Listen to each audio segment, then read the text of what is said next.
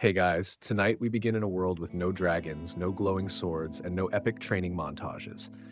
Just a small cottage near the woods, the scent of chimney smoke clinging to your only tunic, and a 10-year-old boy named Alden who's about to ruin his knees pretending a stick is Excalibur. Outside, the hills hum with wind and early summer crickets. The path to the stream is muddy again, thanks goats, and your job today is the same as yesterday. Don't drop the bucket, don't trip, and maybe try not to die of boredom. You're not poor, not noble, just perfectly invisible. Until the moment a real knight rides through the village, looking like a dented teapot that's been through 3 too many wars. He doesn't speak, he barely stops, but he sees you, and honestly, you're not walking away from that moment the same. You, a kid with more imagination than muscle, just got hit by the medieval version of Career Day. And no, you're probably not going to survive it, and just being honest. So before you get comfortable, take a moment to like the video and subscribe, but only if you genuinely enjoy what I do here. And while you're at it, leave a comment telling me where you're watching from and what time it is. Is it midnight in Madrid? 3 a.m. in Toronto? I'd love to know. Now dim the lights, turn on a fan for that soft background hum, and let's ease into tonight's journey together. You're Alden now. 10 years old, standing barefoot in mud, staring after a knight who didn't even say hello, and somehow that's the most important thing ever happening to you. You don't sleep that night. Not really. You lie on the straw-stuffed mat beside your father's workbench, staring up at the cracked beams of the ceiling, listening to the quiet shuffle of mice in the thatch, and your mother's soft breathing nearby. The image of the knight, dented armor, dusty cloak, that haunted kind of silence, loops behind your eyelids like it's been stitched there. You don't even know his name, but somehow you're sure he just rewrote the rest of your life. Morning comes the way it always does. Through the roof, through the roosters, and through your little brother sitting on your stomach like he's claiming the throne of Painland. You shove him off, he laughs. Your mother tells you to fetch water. You do. The path to the stream winds behind the orchard, where the grass grows thick and the wind likes to play games with your hair. You walk slower than usual today.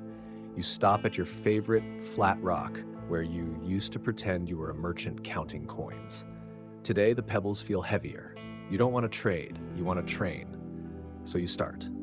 At first, it's nothing impressive. Just a stick, a few half-hearted swings, but each day you go a little further, climb a little higher, and run faster. You turn buckets of water into dumbbells.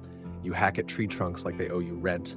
You ask the older man by the mill, the one everyone says is half mad and fully pickled in cheap wine, to teach you something. Anything. He laughs like you just handed him a ghost, but then he shows you how to hold your feet, how to balance, where to aim. Hit where it hurts, he says, then don't wait to see if it worked. You nod like it makes sense. It doesn't yet, but one day it will. Back home, you ask your mother to sew padding into your coat. She eyes you for a long moment, squinting as she does when she's caught you lying. You tell her it's for the cold. She says, and does it anyway. She knows you're lying. She doesn't want to know why. This goes on for years. By 13, your stick looks more like a sword. Not a good one. It's splintered, bent, and tends to fling bark into your eye at the worst possible moment. But it's yours. You've worn grooves into the orchard hill. Your hands are calloused. Your shoulders ache. And that fire under your ribs? Still there. Still burning. One day, without telling anyone, not your mother, half-awake brother, or even the older man who once showed you how to stand, you pack a crust of bread, your coat, and your splintered stick, and you walk 23 miles to the nearest castle. The road is long, muddy, and lined with bushes that like to snag cloaks and dignity alike. Your feet blister before midday. By dusk, they bleed. But you don't stop. You sleep one night under a tree that may or may not have housed an owl with anger management issues. You wake up colder, stiffer, and more determined than ever. At the castle gates, the guard sizes you up like a joke, someone told badly. He opens his mouth to laugh, then sees your face, your eyes. Something there makes him close his mouth again. You ask to become a page. He says, "You're too small." You say, "I'll grow." And just like that, you're in. Not because you're special, not because they need another mouth to feed, but because you asked like someone who already knew the answer. Being a page isn't glorious. It's ash sweeping, horse mucking, and armor polishing until your hands smell like rust and regret. You sleep in a room with 5 other boys who snore like dying goats. You miss your mother's bread, you miss the sound of the stream, you miss your name because no one says it here unless they're shouting. But you watch, you notice things, the way real knights rest their swords when they think no one's looking, how squires polish shields in slow, even circles. You see that the ones who brag the loudest fall the hardest, that the ones who fight best don't talk about it at all. You say little, you learn much, and then, one day, it happens. It's a real sword. Not wood, not pretend, not let's play knights and dragons in the orchard. Steel, cold, balanced, heavy in your hands. It's too much. Your grip slips. Your arms tremble. You try again and again and again. No one claps, no one gasps. The sun doesn't shine brighter, but something in you shifts, quietly, like a door you didn't know was there, creaking open. Your mentor is Sir Renard. He doesn't yell, he doesn't smile, he doesn't waste words of encouragement, but he sees you. He corrects your stance, he points out your wasted movements. When you swing too wide, he mutters, "Nice arc, useless in battle." When you lunge without balance, he doesn't raise his voice. He says, "Fall once, you'll remember." You do. And when you finally land a clean strike, which makes the practice dummy rock back a step, he says, "Good." That one word feels like thunder, like a knighthood. It is like someone put sunlight in your chest and let it detonate slowly. You keep training, mornings, nights, in the rain, in pain. You swing until your muscles scream and your hands bleed, and still you keep going, because you're not chasing glory. You're chasing that fire, that spark, that moment. You saw a stranger ride through your village and knew, without knowing why, that you were meant for something more. Historians still argue about what made knights truly knights. Was it lineage, land, the sword at their side, or the service in their hearts? You don't know yet, but you're about to find out. Because next week, you're riding out with a caravan. It's just a guard mission. Just a few days. Nothing fancy, nothing heroic. Unless it is. But that's tomorrow's problem. You sleep on straw that smells like old mold and tired dreams tonight.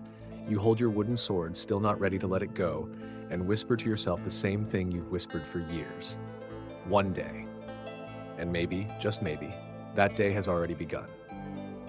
The caravan is nothing like the stories. There are no silk banners, no noble steed galloping in slow motion through scenic landscapes.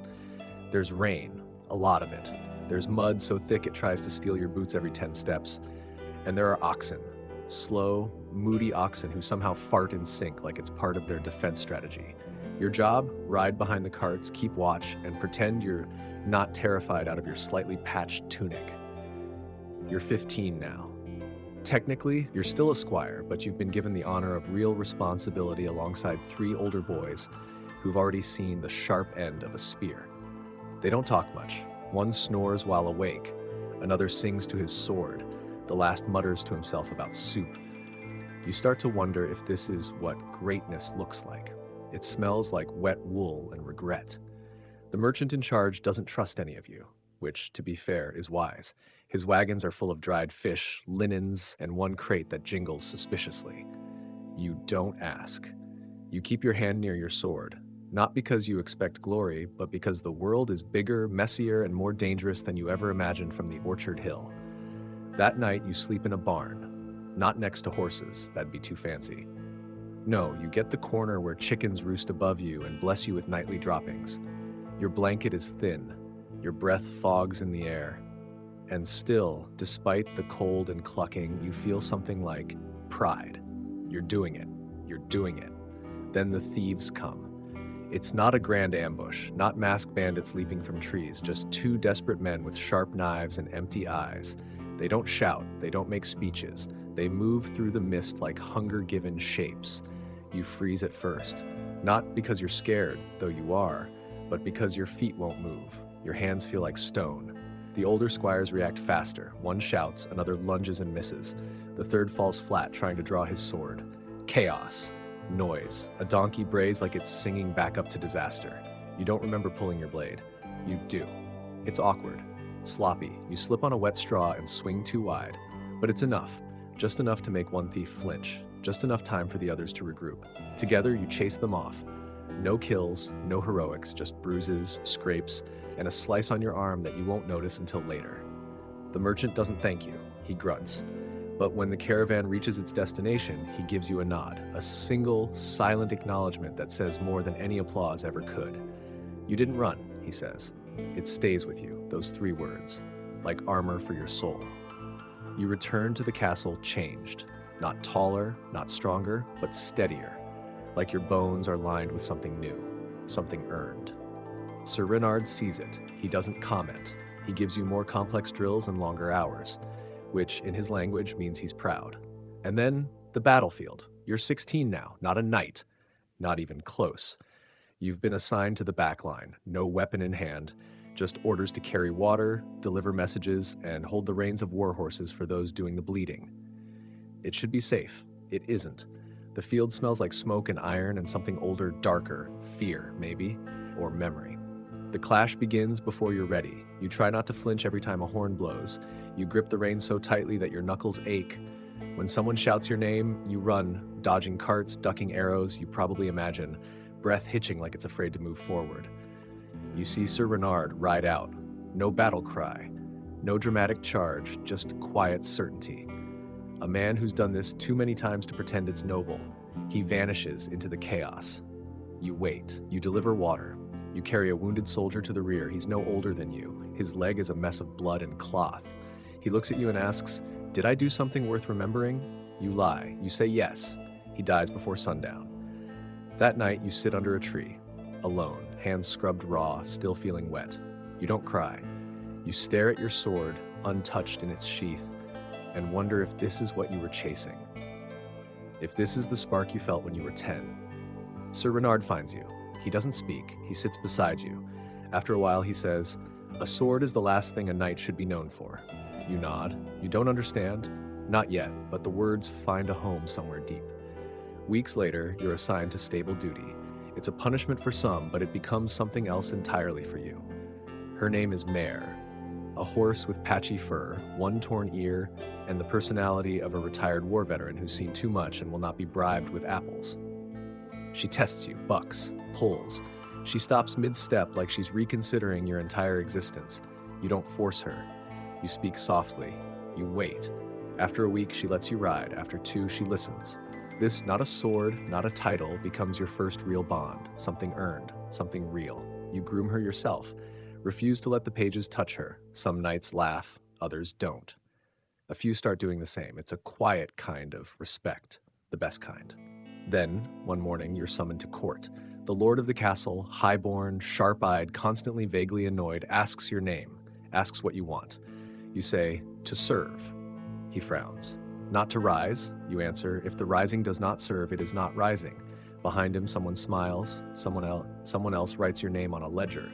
Later, Sir Renard tells you it means you'll be remembered. You think of the orchard, the stick you swung, the stones you called coins. You whisper, "Let memory be enough." You don't want glory, you want to be good, and good takes longer. You start teaching the younger ones before anyone asks you to. It begins with a glance. A page fumbling with his grip, sword wobbling like a fishing rod in a thunderstorm. He looks around, hoping anyone will notice without making a scene. No one does. But you do. You step beside him, adjust his feet, show him how to breathe through the swing, not just hold it like he's bracing for a lightning strike. You don't explain everything, just enough. He nods, says thanks. You don't reply. But the next day, he finds you again, and so it starts. You become the one they drift to, not because you shout, boast, or wear a cloak that flaps dramatically in the wind, but because you listen. You show them things no one else does, like how to read a fighter's eyes. How do you feel a shift in weight before the blade even moves? How to breathe in the pause between strikes and hear what fear isn't saying out loud. You teach them not just how to fight, but how to wait. And when one of them, barely 12, all elbows in panic, asks, "What's the hardest part?" You don't rush to answer. You think. You remember. Then you say quietly, "Coming home." He doesn't get it. Not yet. But one day, he will. It's a strange thing to become a teacher while still learning yourself, like building a bridge you haven't crossed yet. But it fits. It's what feels right, because you remember how it felt to be overlooked, swing in silence, and train alone while pretending you weren't afraid. You carry that memory like a coin in your pocket, not flashy, not heavy, just always there. Then winter comes, harder than usual. Your patrol is meant to be routine, a simple check of the woods beyond the western ridge. You and 3 others, 2 squires and a knight named Irwin who smells like onions and fights like a bear with a sore tooth. The wind bites before you've even left the stables. Mare snorts, unimpressed. You tell her, "I don't like it either." She flicks her ear like you've stated the obvious. The snow thickens by noon. By evening, it's a blizzard. You lose the trail. The trees blur together, sounds vanish into white silence. Irwin says, "We'll make camp." You find a hollow beneath a cliff and try to build a fire with hands that no longer feel like yours. It takes too long. Your breath fogs in the air. You eat hard bread that cracks when you bite it. No one speaks much. In the night they come. Not bandits, not beasts. Just men with too little food and many reasons to hate everything wearing a crest. The ambush is fast and vicious. You don't see where the first blow lands. Only that one of your squires goes down hard, a blur of red on snow. You draw your sword without thinking. Mare bolts. You're alone. You fight, not well, not beautifully. You slip, your blade clangs against the stone, and you see the world upside down for a moment as you hit the ground. Something hot burns across your shoulder. You don't feel it, not yet. You rise, swing, shout. Not words, just noise, raw and panicked. You don't fight to win, you fight so the others can crawl away. Eventually, they do. The attackers scatter, maybe realizing you're not worth the effort, maybe because they've had enough, maybe because your face, covered in snow and blood and fury, reminds them of someone they once feared. When it's over, you collapse. The snow is red. You don't remember the ride back, don't remember the healer's hands or the taste of broth or the days that pass like clouds shifting behind your eyelids. But when you finally open your eyes, there's light, weak, soft, safe. Beside you, on the nightstand, is a folded piece of cloth. Inside a note, 4 words. You are still here. You don't know who left it. You don't ask, but you keep it. Always. It becomes your banner, not one that flies from towers or flutters over battlefields, but one you carry in your heart. Silent, small, steady. Being alive, you realize, is its kind of knighthood. Spring returns like an apology. Slow, hesitant. I'm a bit guilty for the whole trying to kill you thing. You walk again, train again, not as fast, not as strong, but calmer, clearer. People start to greet you differently, a little more formal, a little more carefully. Your name appears on more lists, and your presence is requested in more meetings. You don't speak much. You don't need to. Then the summons comes. You are to be knighted. Not because of one great act, but because of many small ones. Because you didn't run. Because you listened. Because you waited before drawing steel. The ceremony is quiet. There's no trumpet, no choir, just the cold floor beneath your knees and the weight of a sword on each shoulder. When the blade rests on your left side, you hear nothing. But when it touches your right, something shifts inside you, like a door closing gently behind you, and a new one opened ahead. You rise. Not taller, but different. They call you Sir now. The first time it happens, you almost don't turn around. It doesn't feel real. Not because you don't believe it, but because you've spent so long being someone else. And now you are still you. Still Alden. Still the boy who once swung a stick on the orchard hill, but also something more, something steady, something forged in silence, pain, and kindness. Not the knight who conquered, the one who endured. Being called Sir doesn't change how your boots pinch or how your cloak always finds a new way to snag on the corner of that doorway near the barracks. It doesn't make you taller. It doesn't silence the aches in your shoulder where the old wound still hums on rainy mornings. But it does make people pause. Pages scramble to their feet when you enter a room. Squires stop talking when you pass. Even the blacksmith, who once called you that stubborn twig with a broomstick, now grunts something close to respect when you bring Mare in for new shoes. But inside, you still feel like you're standing in borrowed armor. You still remember the orchard hill, the stick, the silence, and that is what keeps you grounded. You never start using your title loudly. You never hang your banner higher than needed. But you do one thing that surprises everyone, especially the stewards. You go back to the practice yard, not just to train, to mentor. Not with speeches or dramatic swordplay. You kneel beside a boy struggling with his stance. You walk the yard length with a girl, trying to understand the difference between panic and instinct. You hand out advice like it's something quiet and old, not a performance, but a passing of torches. And soon the others follow. Knights you once feared now stand beside you in the morning mist, helping squires lace up their gauntlets, adjust their footing, and breathe. The yard changes. It gets louder, yes, but also warmer. It's less of a battlefield, it's more of a classroom. Your name spreads not as the fiercest, not as the boldest, but as the one who listens, the one who waits, the one who teaches. And in quiet moments under soft spring light, you think, maybe that's enough.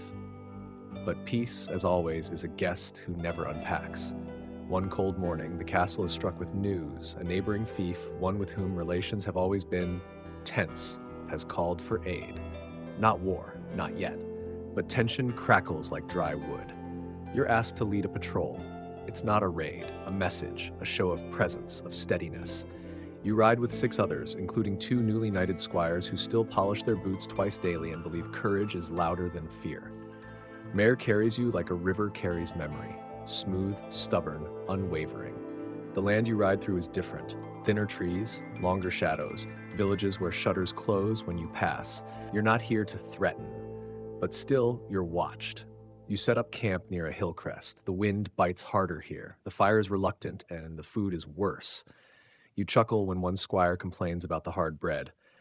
You'll miss this someday, you say. They stare at you like you've gone mad. But then, under the stars, one of them asks the question you've come to expect. What does it feel like? You glance up. What? Being a knight, a real one.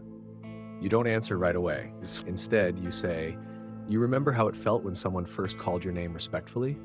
He nods slowly. It's like that, you say, but with more mud and fewer clean shirts. They laugh. And then in the quiet that follows, you add, it's not about being seen. It's about who you choose to see. They don't get it, but they will. The mission ends without swords drawn, which honestly is the best kind of victory. You deliver your message, stay long enough to show strength, and then ride home with tired eyes and a half-frozen smile. But something's different when you return. A letter awaits you, sealed with a wax crest you don't recognize. Inside, a request. A noble's son, difficult, withdrawn, recently orphaned, has been sent to the castle for training. You've been asked to take him on. You hesitate, not because you don't want to help, but because mentoring a single page, one with a wound deeper than any blade could make, is delicate work. You accept anyway. His name is Tom. He's 11.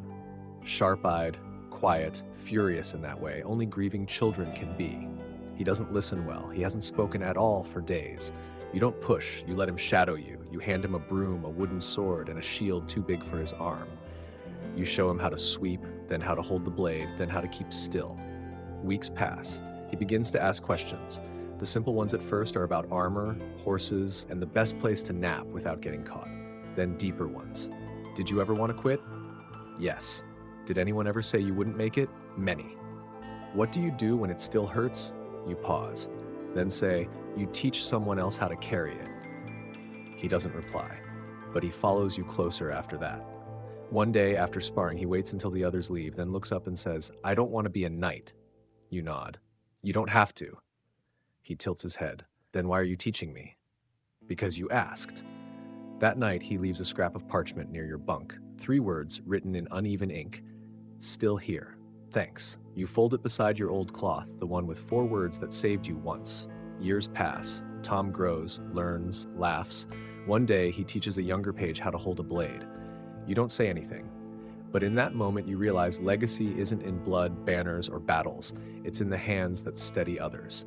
It's in the silence between swings. It's in the words passed down like soft armor. So when someone asks again, what does it mean to be a knight? You smile and say, it means you're still here. You're 21 when the winter changes everything. Not because of snow or ice or the cold that gnaws at your fingertips. You've known those since you were a boy. This winter is quiet, too quiet. The kind where the birds vanish before the storm arrives. The kind that teaches you how silence can be heavier than steel. You've been assigned to a border patrol. Routine, they say. Just to check in, keep the peace, be seen. Nothing more. You've heard that before. Tom's old enough now to stay behind, but he follows you to the stables the morning you leave. Doesn't say anything. He brushes Mare's flank with slow, deliberate strokes. You say, "She'll miss you," and he smirks. "She's just pretending she likes you more." You want to say something, maybe even goodbye, but instead you hand him your old cloth, the one that reads, "You are still here." He nods once, folds it carefully, and says nothing. That's how you know it matters. The ride starts as expected. Wind, frost, the usual grumbling from the newest knight in your company who still hasn't learned how to layer correctly and insists wool is a scam. You laugh once. A real laugh. It's rare these days. It could be too rare. The village you're checking is 3 days east, between cliffs and frozen farmland. It's small. Smoke from 6 chimneys and 1 shutter is broken in every house. You've been here before. They remember you. Offer bread. One child hands you a rock and declares it a magic stone. You take it seriously, pocket it like it might save your life. Maybe it will. But that night, the forest moves. It starts with flickers, shadows that don't belong to trees, footsteps with no rhythm, silence that feels watched. The attack comes before dawn. They're not raiders, not bandits. They're trained, organized, fast. Who they are doesn't matter yet. All that matters is the fire, how it rips through the village like it's been waiting to do so for years. You yell orders without thinking. Mare kicks through smoke, hooves landing like thunder. You ride hard, harder than ever, not to fight, but to pull people out of burning homes. One knight falls beside you. No scream, just gone. The others scatter and try to regroup. The air's too thick, your ears ring. Your sword is already slick before you realize you've drawn it. You don't remember how long it lasts. You remember the fire's color. You remember a girl in a red shawl who won't stop screaming until someone presses her face into their shoulder. You remember Mare limping. You remember bleeding, but you don't know when it started. You wake up in a barn. Again, but not the usual kind. This one has a collapsed roof, with smoke curling through the rafters. You're alone. Someone's bandaged your leg, but you still can't move it. You reach for your sword. Gone. Outside, voices. Not hostile. Familiar. The villagers. They hid you, protected you. One man says, "We didn't know who to trust, but you came back. You always came back. And that's what saved you. Not armor, not steel, memory." You're carried back to the castle in silence. Tom is waiting. The first thing he says is, "I kept the cloth." The second, "You weren't supposed to leave it." You smile weakly. "Didn't want to forget." "You think I would have let you?" That night, he sits by your bed, like Sir Bernard once did for you. He doesn't speak much, just enough. You recover slowly. Your leg will never move the same. The limp stays. Mare, too. She walks like someone holding a grudge against the world, but still nudges your arm every morning. You return to the practice yard, cane in hand. You don't swing. You watch, you correct, you teach. Tom stands beside you more often now, speaking when you're tired, demonstrating when your body won't let you. And slowly your title changes.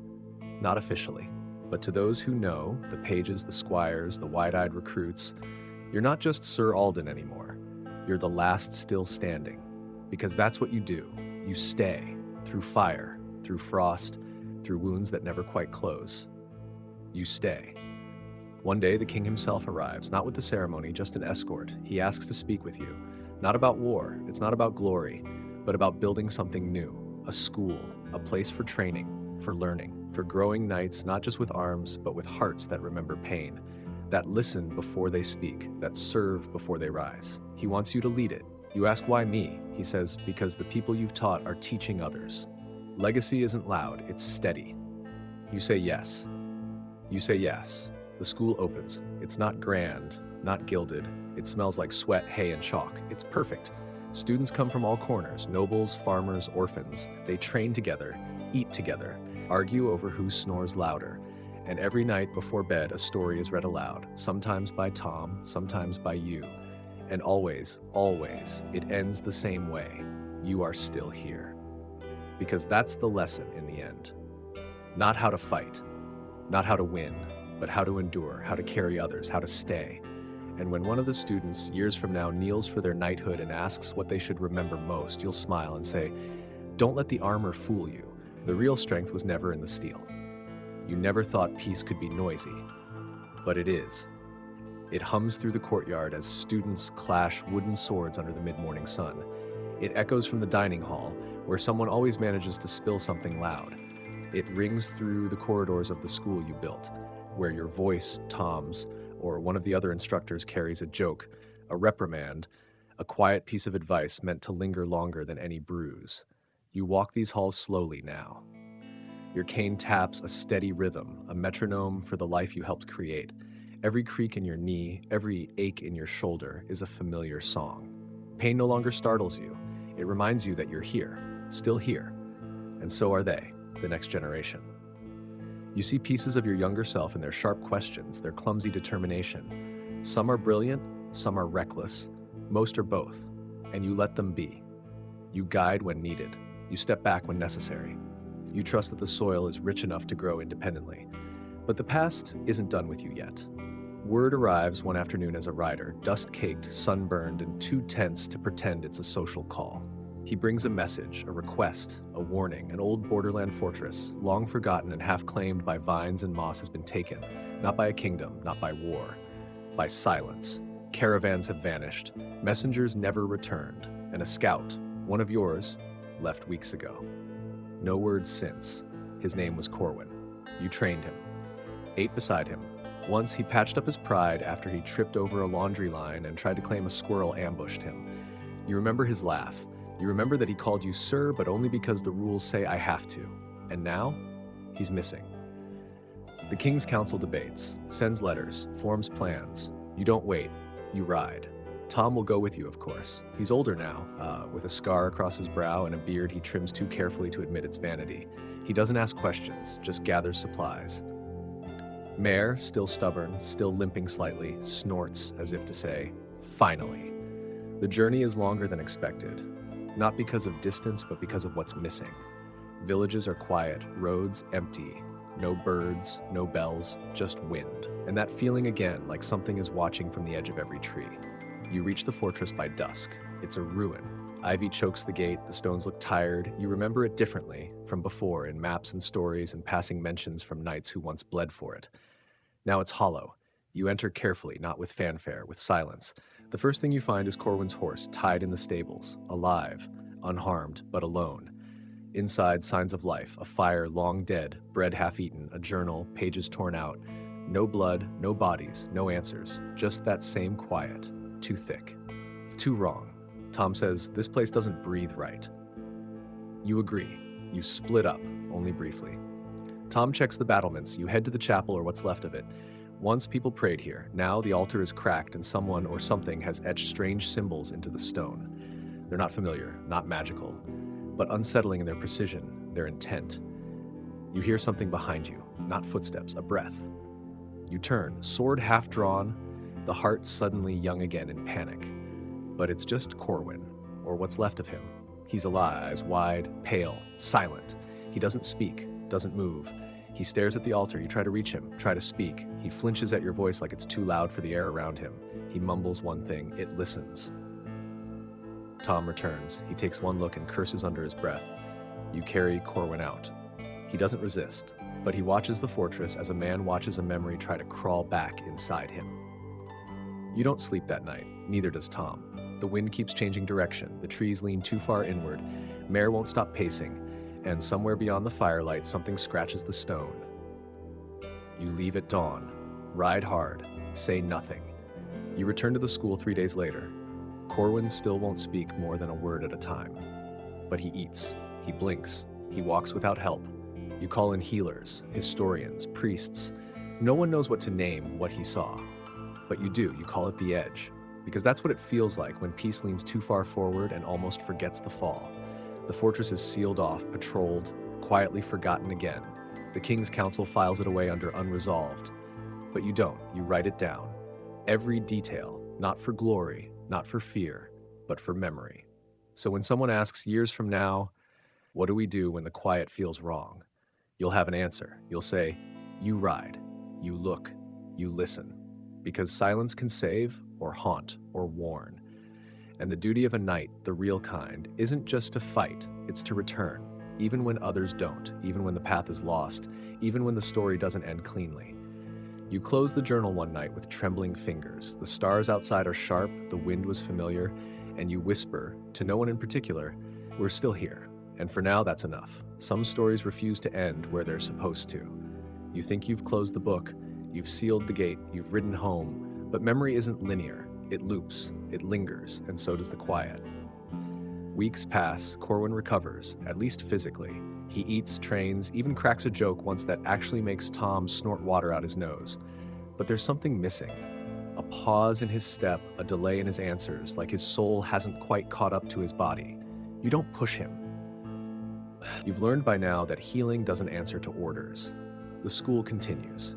Students come and go, their faces full of potential and overconfidence.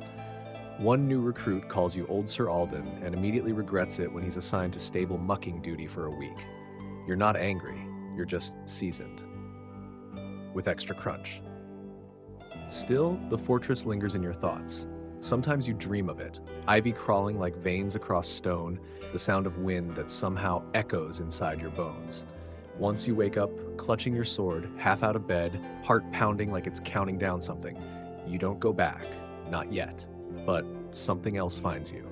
It begins with a visitor.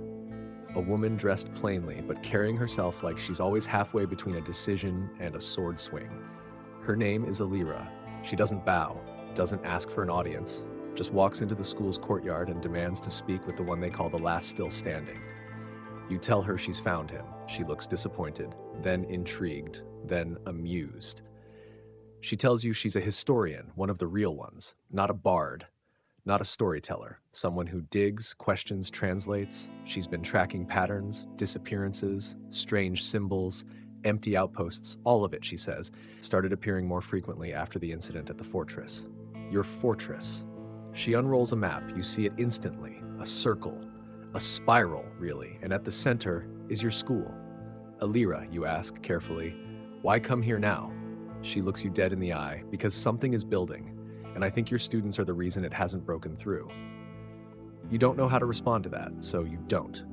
Not at first. You think, then act. You bring Tom into the fold. You brief the instructors. You alter the curriculum subtly, adding patrol rotations, reaction drills, mental resilience sessions disguised as strategic meditation. The students grumble, of course, but some of them feel it too. That odd pressure in the air like thunder waiting in the soil. Then a student vanishes, not one of the reckless ones, a quiet girl named Mira. Steady, smart, always early to class, she goes on a walk before breakfast and never returns. No note, no scream, no sign. Just a broken chain near the old well at the edge of the school grounds. You lock down the school immediately.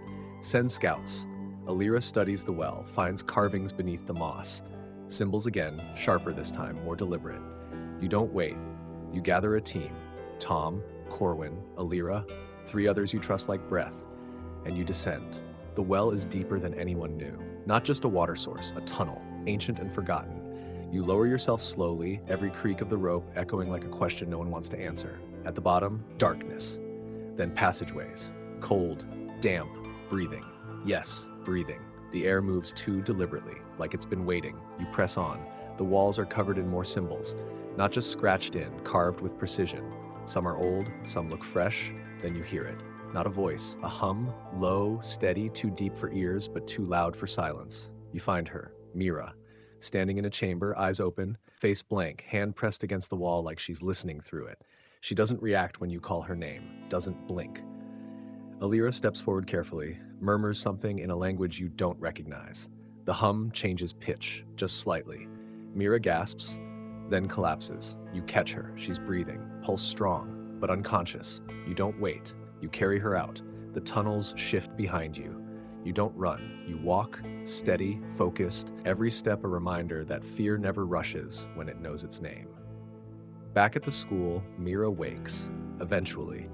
She doesn't remember anything, just a feeling, like something calling from far away, she says, but not with words.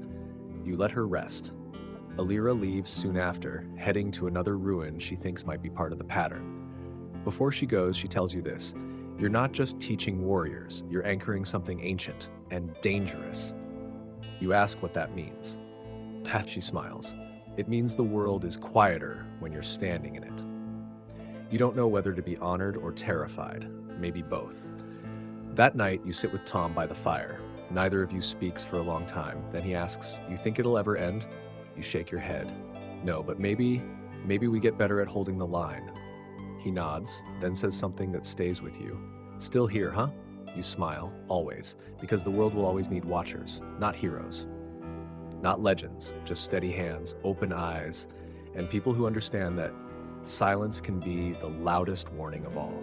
So you keep teaching, keep walking, keep listening, because whatever comes next, you'll be ready. Not because you're fearless, but because you're still here.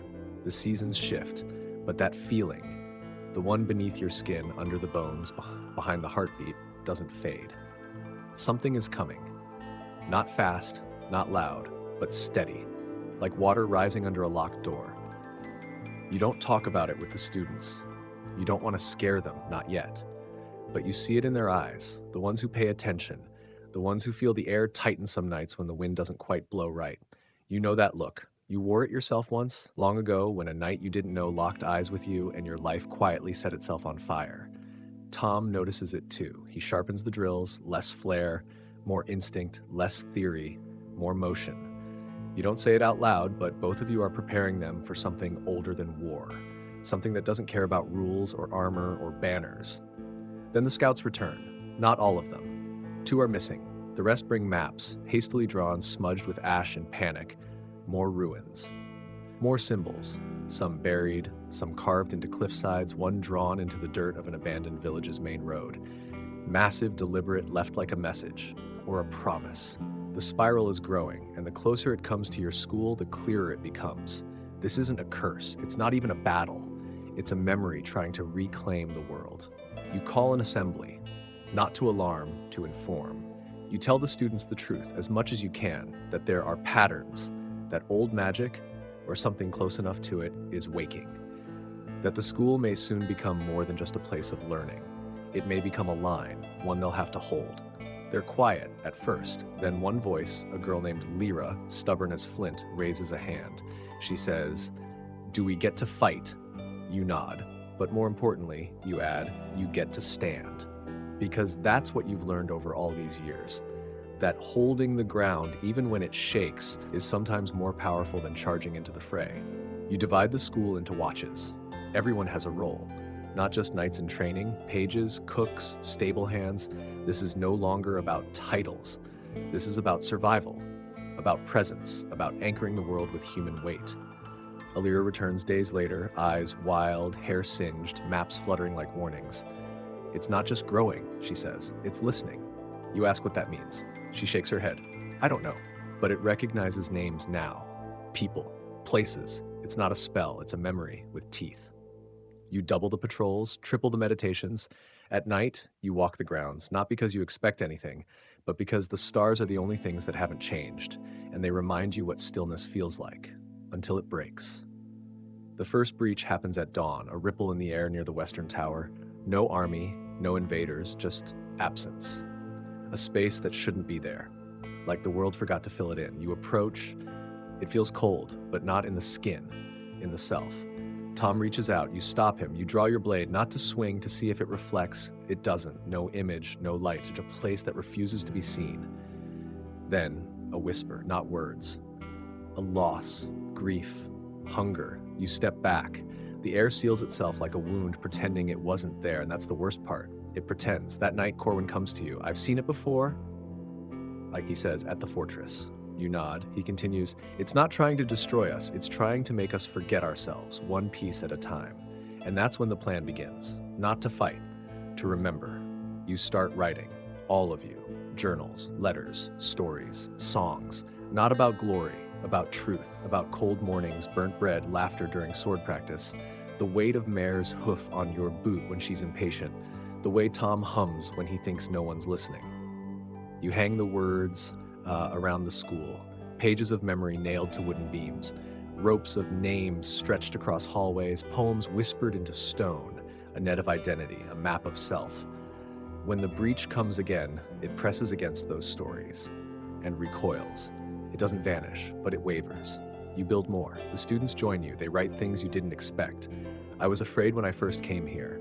I thought no one would see me. I didn't think I mattered. But now, they're still here." And that's the magic. Not in spells, not in swords, in staying, in choosing, in speaking your name into the dark and daring it to answer. You stand at the gate one night, the wind is still, the stars too bright, you whisper, "My name is Alden, I remember everything," and the world stays quiet, for now. And that, somehow, is the greatest victory of all.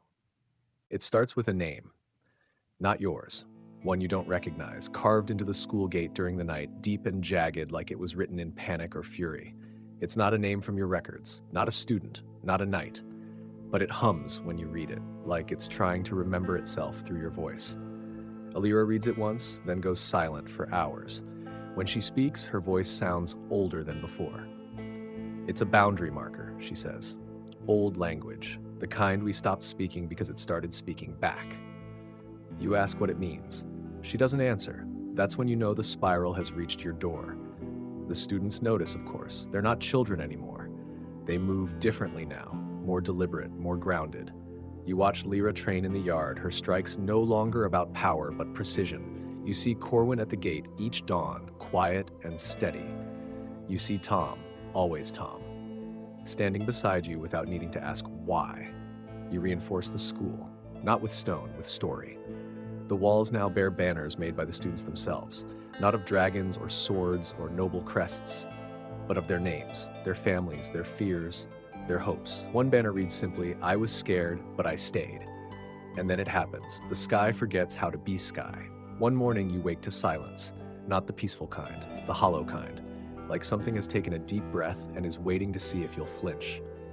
You look up. The clouds aren't moving. They're not even clouds anymore, just a gray smear, like paint dragged by a careless god. You gather the instructors, then the students, and for the first time, you say it plainly. "We may not survive this." They don't panic, not one of them, because they've been training for this. Not just the fight, but the knowing. And knowing makes you stronger. The spiral doesn't send soldiers, it sends erasure. First, the western barn, gone, just gone, not burned, not collapsed, forgotten, like it never existed. You all stand where it was, feeling the shape of it in the air, like pressing your hand against a ghost. Tom murmurs, "It's testing us." You nod. Then we hold. Alira brings out relics, old symbols, ancient scripts, fragments of languages too stubborn to die. She teaches the students to write in those tongues, not to invoke magic, but memory. They carve those scripts into the stones of the school, into the beams, into their shields.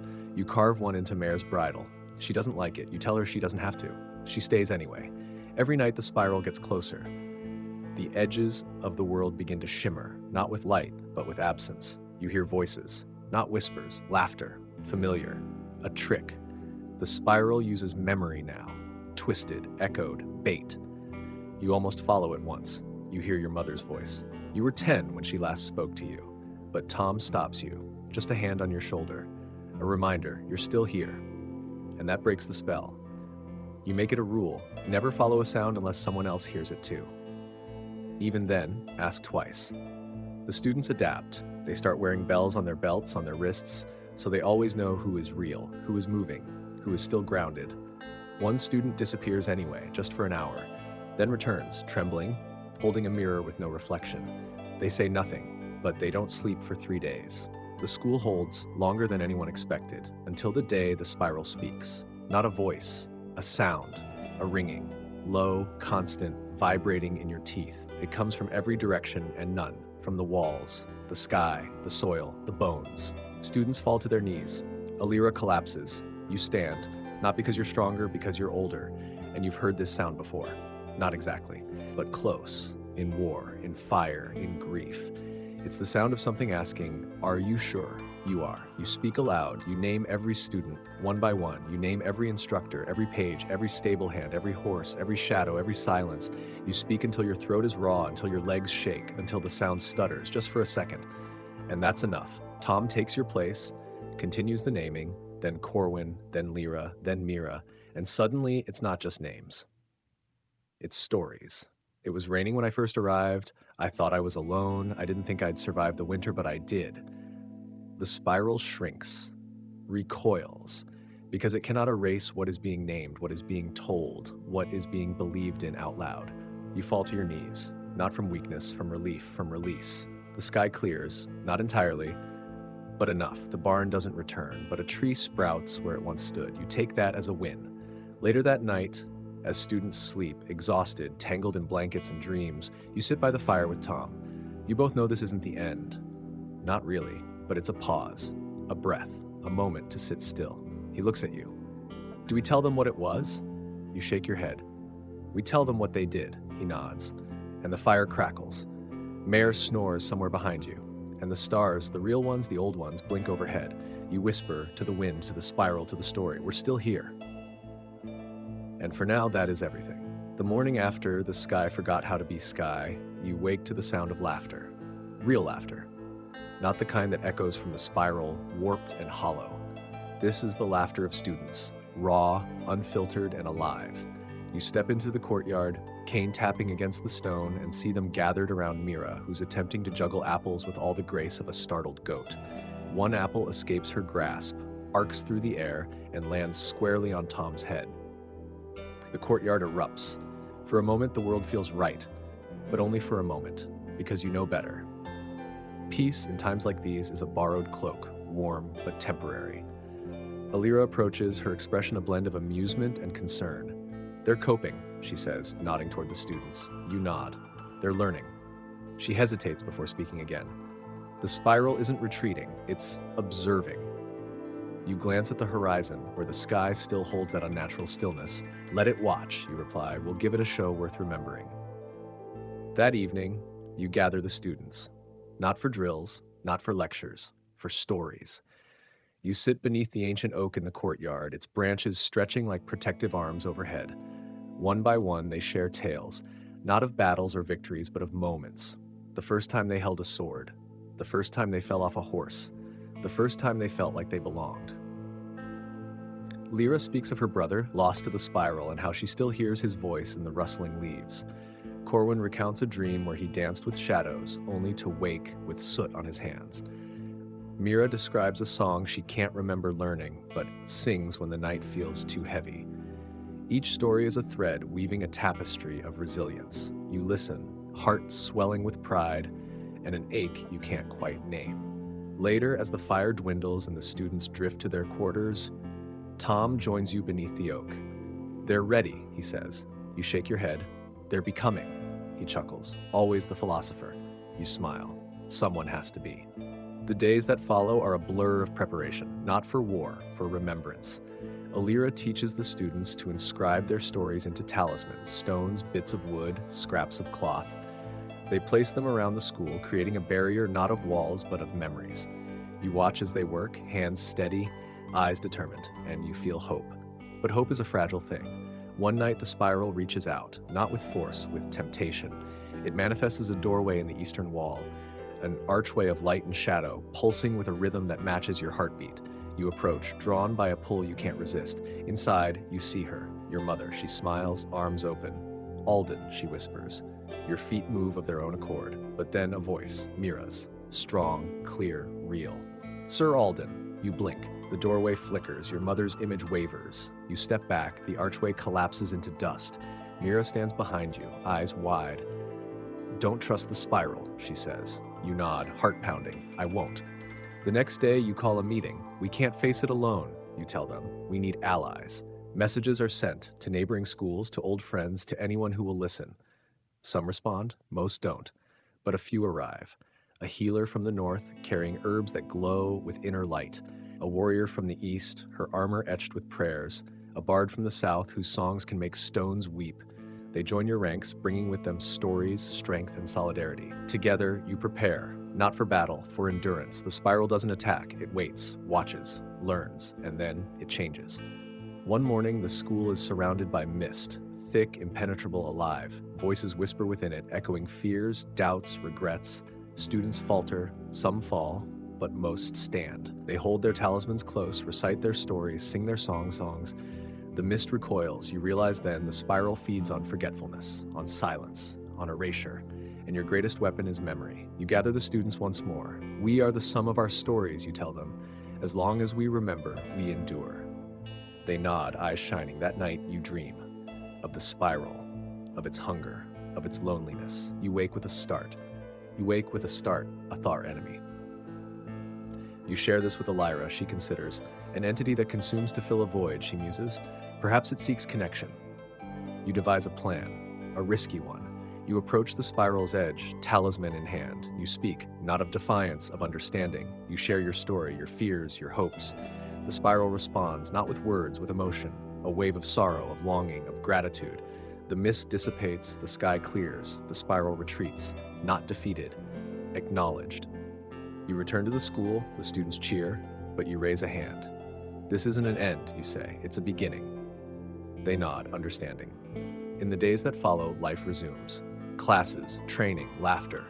But now there's a new lesson. Empathy. You teach them to listen, to see beyond the surface, to understand that sometimes the greatest battles are fought within, and that sometimes the fiercest foes are simply lost souls seeking connection. As the sun sets, you sit beneath the oak, Tom by your side. We did it, he says. You smile. We're still here. And for now, that's enough. The days that followed were quiet, but not in the comforting way. It was the kind of quiet that settles before a storm, heavy and expectant. The students sensed it too. Their laughter became subdued, their steps more measured. Even Mare, usually restless, stood still for long stretches, ears twitching at sounds only she could hear. One evening, as the sun dipped below the horizon, casting long shadows across the courtyard, Alira approached you. Her face was pale, eyes wide with a mix of fear and determination. It's changing, she whispered. The spiral. It's adapting. You frowned, the weight of her words settling in your chest. How?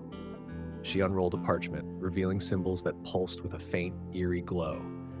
These appeared overnight on the eastern wall. They're not just marks, they're messages. It's learning our language. You stared at the symbols, a chill running down your spine. The spiral wasn't just observing anymore, it was communicating.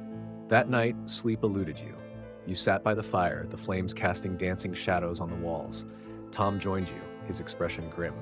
We need to act, he said. Waiting isn't an option anymore. You nodded, the decision already forming in your mind. We take the fight to it. The next morning, you gathered the students and instructors. Their faces reflected a mix of fear and resolve. We've trained for this, you began. The spiral has been probing, testing our defenses. It's time we show it that we're not just survivors, we're warriors. A murmur of agreement rippled through the crowd. Alira stepped forward, holding up the parchment. These symbols are a map. They lead to the spiral's core. You studied the map, the path winding through treacherous terrain, ancient ruins, and forgotten forests. We leave at dawn, you declared. Prepare yourselves. The journey was arduous, the land twisted unnaturally, paths shifting, trees whispering secrets. The spiral's influence was palpable, the air thick with its presence. At night, the group huddled around campfires, sharing stories to keep the darkness at bay. Lyra recounted tales of her childhood, Corwin shared dreams of a peaceful future, and Mira sang songs that echoed with hope. Each story was a beacon, a reminder of who they were and what they fought for. After days of travel, you reached the heart of the spiral. A massive chasm yawned before you, the air vibrating with energy. This is it, Alira said, her voice barely audible. You stepped forward, the ground trembling beneath your feet. The spiral's core pulsed, a swirling mass of light and shadow. Drawing your sword, you turned to the group. This ends now. Together, you stepped into the chasm. Inside, reality warped. Memories played out around you, moments of joy, sorrow, triumph, and defeat. The spiral was trying to overwhelm you, to drown you in your own past. But you stood firm. We are more than our memories, you shouted. We are our choices. The spiral recoiled, its form flickering. Alira began chanting, the ancient words resonating through the space. The students joined in, their voices rising in unison. The spiral writhed, its form destabilizing. With a final cry, you plunged your sword into its core. Light exploded around you, and then silence. When you awoke, you were back in the courtyard. The sky was clear, the air fresh, the spiral was gone. The students cheered, embracing one another. Tom clapped you on the back. We did it. You smiled, the weight lifting from your shoulders. But deep down, you knew this was just one battle. The world was vast, and darkness always lurked. Still, for now, peace had returned, and you would cherish it. The days after the spiral's retreat felt strangely calm, almost too calm. The laughter in the school's courtyards was lighter, but there was an undercurrent of unease that none of you could quite shake off. The students were eager to resume their lessons and training, their resolve firm, Yet there was a subtle shift in the air, a quiet tension that hummed just beneath the surface. It had been weeks since the battle, but the remnants of the spiral's influence still lingered in the corners of your mind. It was like a shadow that never fully left, just hovered at the edge of your thoughts. The school felt safe, yes, but the world outside, that was another story. It wasn't until one morning that the quiet was shattered. Alira, her face pale and her brow furrowed, approached you with something in her hands. A rolled parchment, its edges singed and the ink smeared as if it had been hastily written. The symbol on the wax seal was unfamiliar. "This came by Raven," she said, her voice strained. "It's from the Eastern Watchtower." You took the parchment, carefully breaking the seal.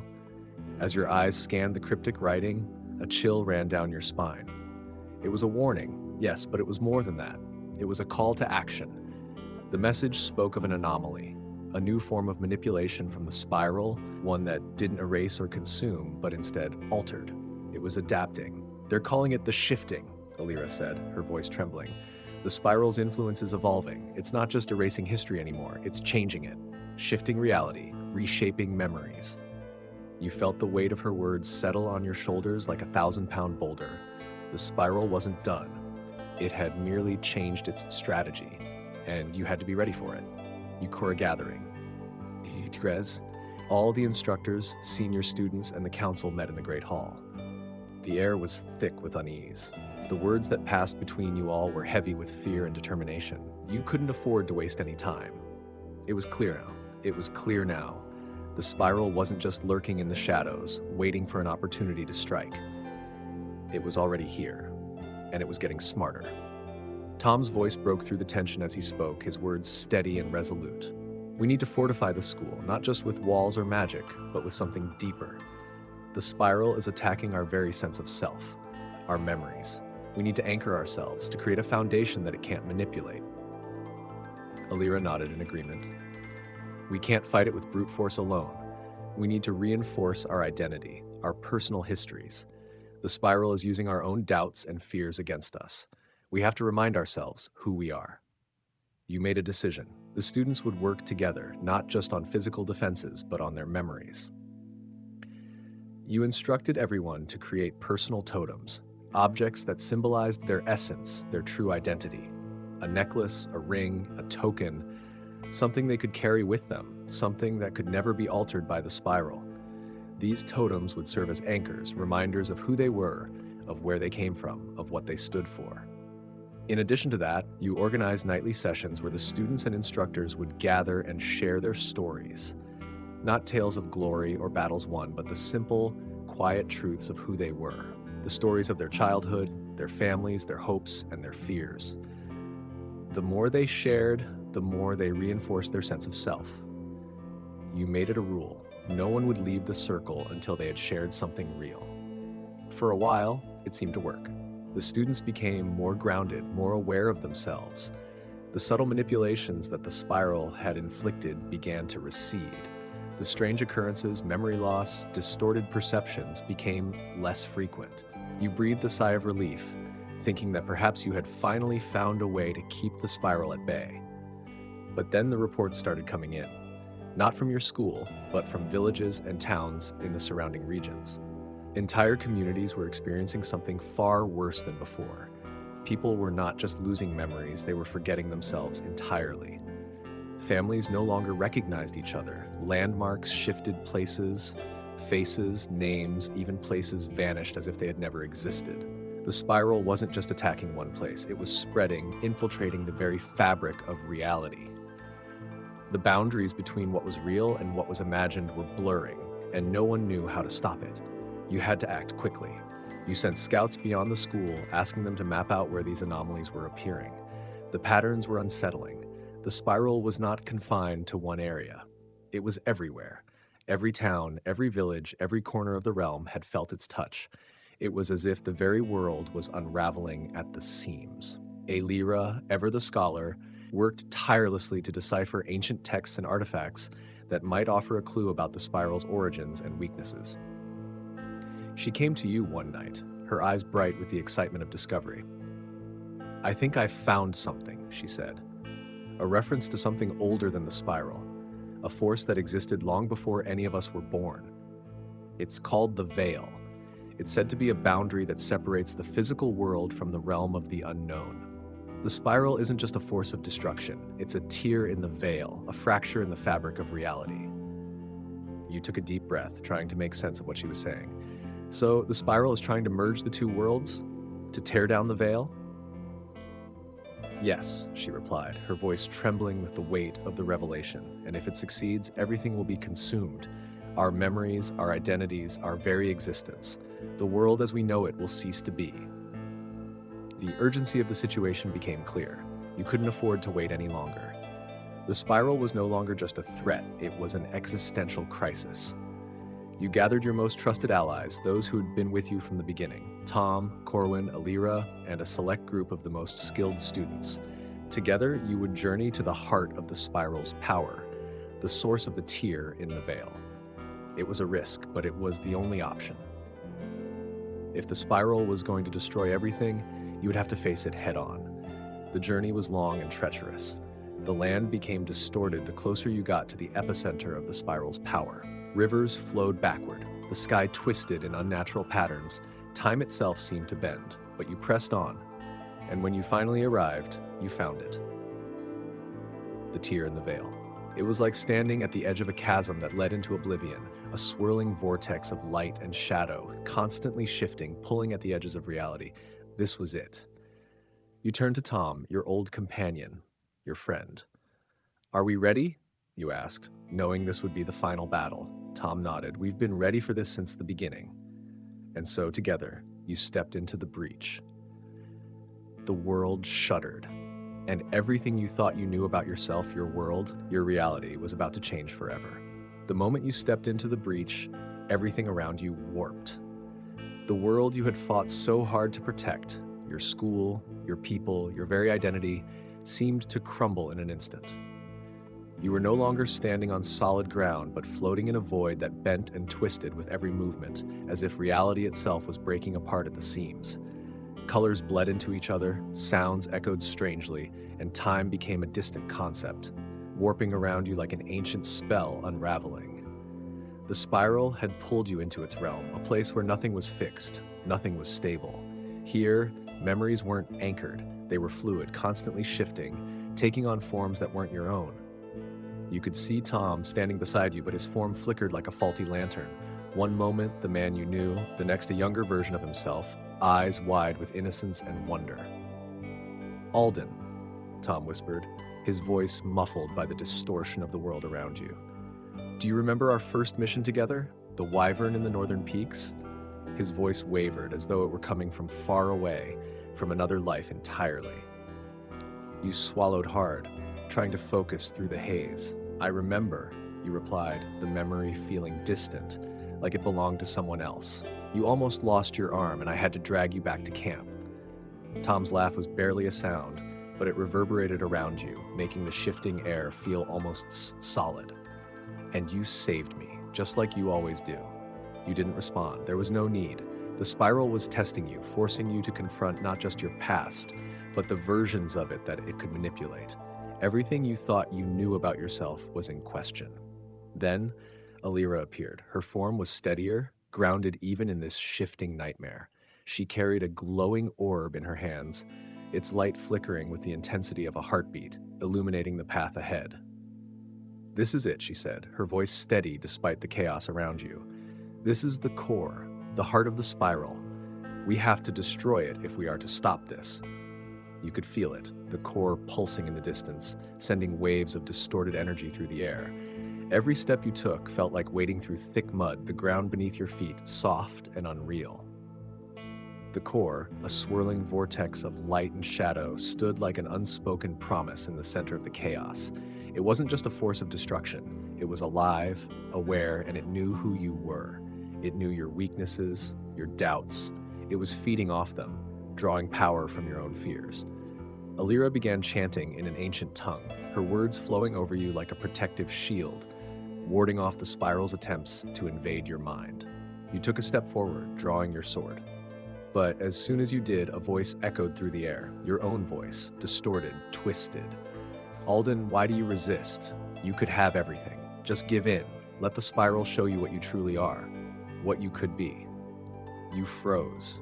The voice sounded so real, so convincing. It was you, yet not you. The spiral was pulling at your memories, your insecurities, your deepest desires. You gripped the hilt of your sword tighter, forcing yourself to stay focused. I am not you, you whispered under your breath. Come now, the voice continued. You've always known. You've always been searching for something more. Let the spiral reshape you. Don't you want to be whole? Don't you want to be perfect? The words hit you harder than you expected. You had always felt that emptiness, that hunger for something more. But this wasn't the answer. Then Tom's voice cut through the fog. Alden, it's not real. You know this. Don't listen to it. You turned, focusing on him, and for the first time in what felt like an eternity, the distortion around you began to quiet. His face was solid, his presence grounded. He was still Tom, the Tom you had fought alongside, the one who had stood by your side through every trial. His words pierced the manipulation of the spiral like a sword through flesh. With a single determined breath, you lunged forward, plunging your sword into the heart of the core. The impact was violent. Light exploded around you, an inferno of energy that threatened to consume everything in its path. For a moment, the world ceased to exist. No sound, no sensation, just the blinding pulse of pure force. And then, nothing. You awoke to silence. You were back at the school, lying on the ground beneath the oak tree, the same place where your journey had begun so long ago. The air was crisp, the sun setting behind the walls of the school, casting long shadows over the courtyard. You could hear the faint sounds of the students celebrating, their laughter ringing in the air. But the spiral was gone. You could feel it. Its weight had lifted. The air felt different now, clearer, fresher. The warping influence was gone, leaving no trace behind except the memories of the battle. Tom knelt beside you, his face filled with relief. You did it. We did it, he said, offering you a hand to help you stand. You took it, your grip firm. We all did. And yet, despite the relief, there was something in your chest that refused to ease. The spiral was gone, yes, but you knew this wasn't the end. Darkness had a way of returning, of slipping into the cracks when no one was looking. It wasn't gone for good, but for now, it had retreated. You turned to the students who were gathered at the edge of the courtyard, their faces lit with joy and wonder. They didn't know the full extent of what had happened. They didn't need to. But you would remember. You would never forget the feeling of the spiral's cold breath on your neck, nor the moment when you thought everything was lost. And you would never forget the power of standing firm. Later that evening, as the stars began to emerge in the night sky, you sat with Tom beneath the oak tree. The school, your school, was safe, but it would never be the same. Do you think it's truly over? Tom asked, his voice quiet. You sighed, looking up at the stars. No, Tom, it's never truly over, but we'll be ready, always. And with that, the two of you sat in the stillness of the night, knowing that the battles ahead would be just as fierce, but the light of the stars would always be there to guide you. And that was enough, for now. The days after the spiral's defeat were filled with the kind of stillness you'd expect after a storm. Not the calm of peace, but the uneasy quiet that follows when you realize the worst might be over, but you're not sure if you've won. The school, once a sanctuary against the unknown, had become a place of healing and reflection. But in the back of your mind, you knew this wasn't the end. You could feel it in the air, thick with unspoken words and lingering uncertainty. The spiral was gone, yes, but its echo still hung over you like a heavy fog, one that couldn't be shaken off so easily. Tom was the first to notice the change in you. You'd been quieter than usual, your eyes often distant, lost in thoughts that you couldn't quite bring to the surface. You're still carrying it, he said one evening as the two of you stood by the practice yard, watching the students train. You didn't answer right away. Instead, you simply nodded, taking in the sight of the young faces around you. The students, with their eager expressions and untamed energy, were the future. They had the potential to be more than you ever were, stronger, smarter, perhaps even unburdened by the weight of the past. You know we'll have to keep training them, right? Tom's voice pulled you back to the present. The world doesn't stay quiet for long.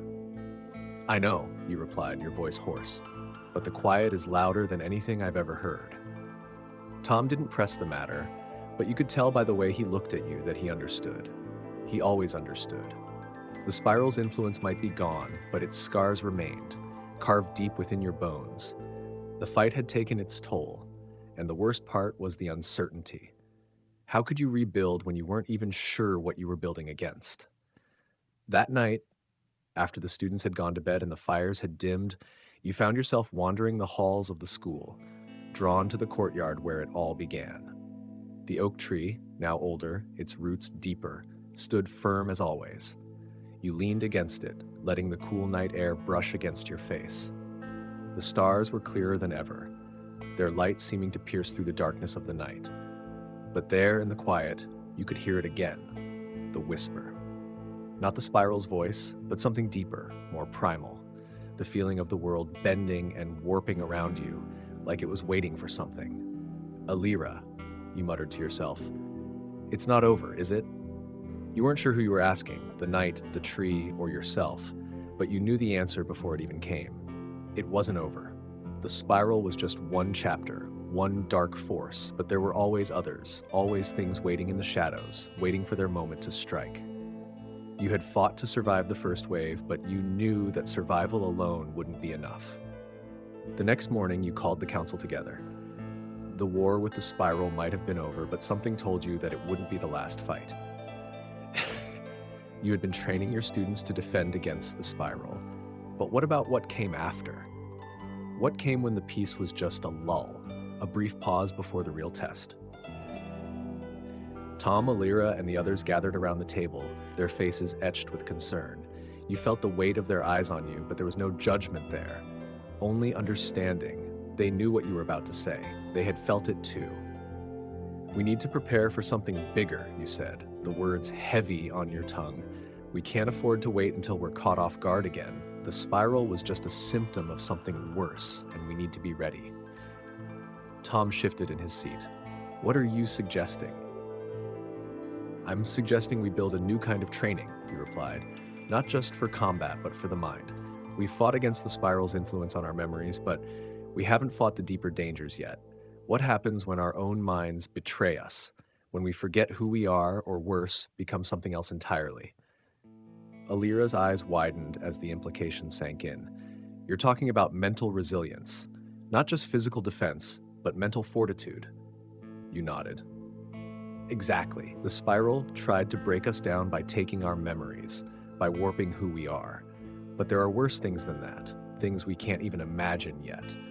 We need to build a defense against that, not just for us, but for future generations.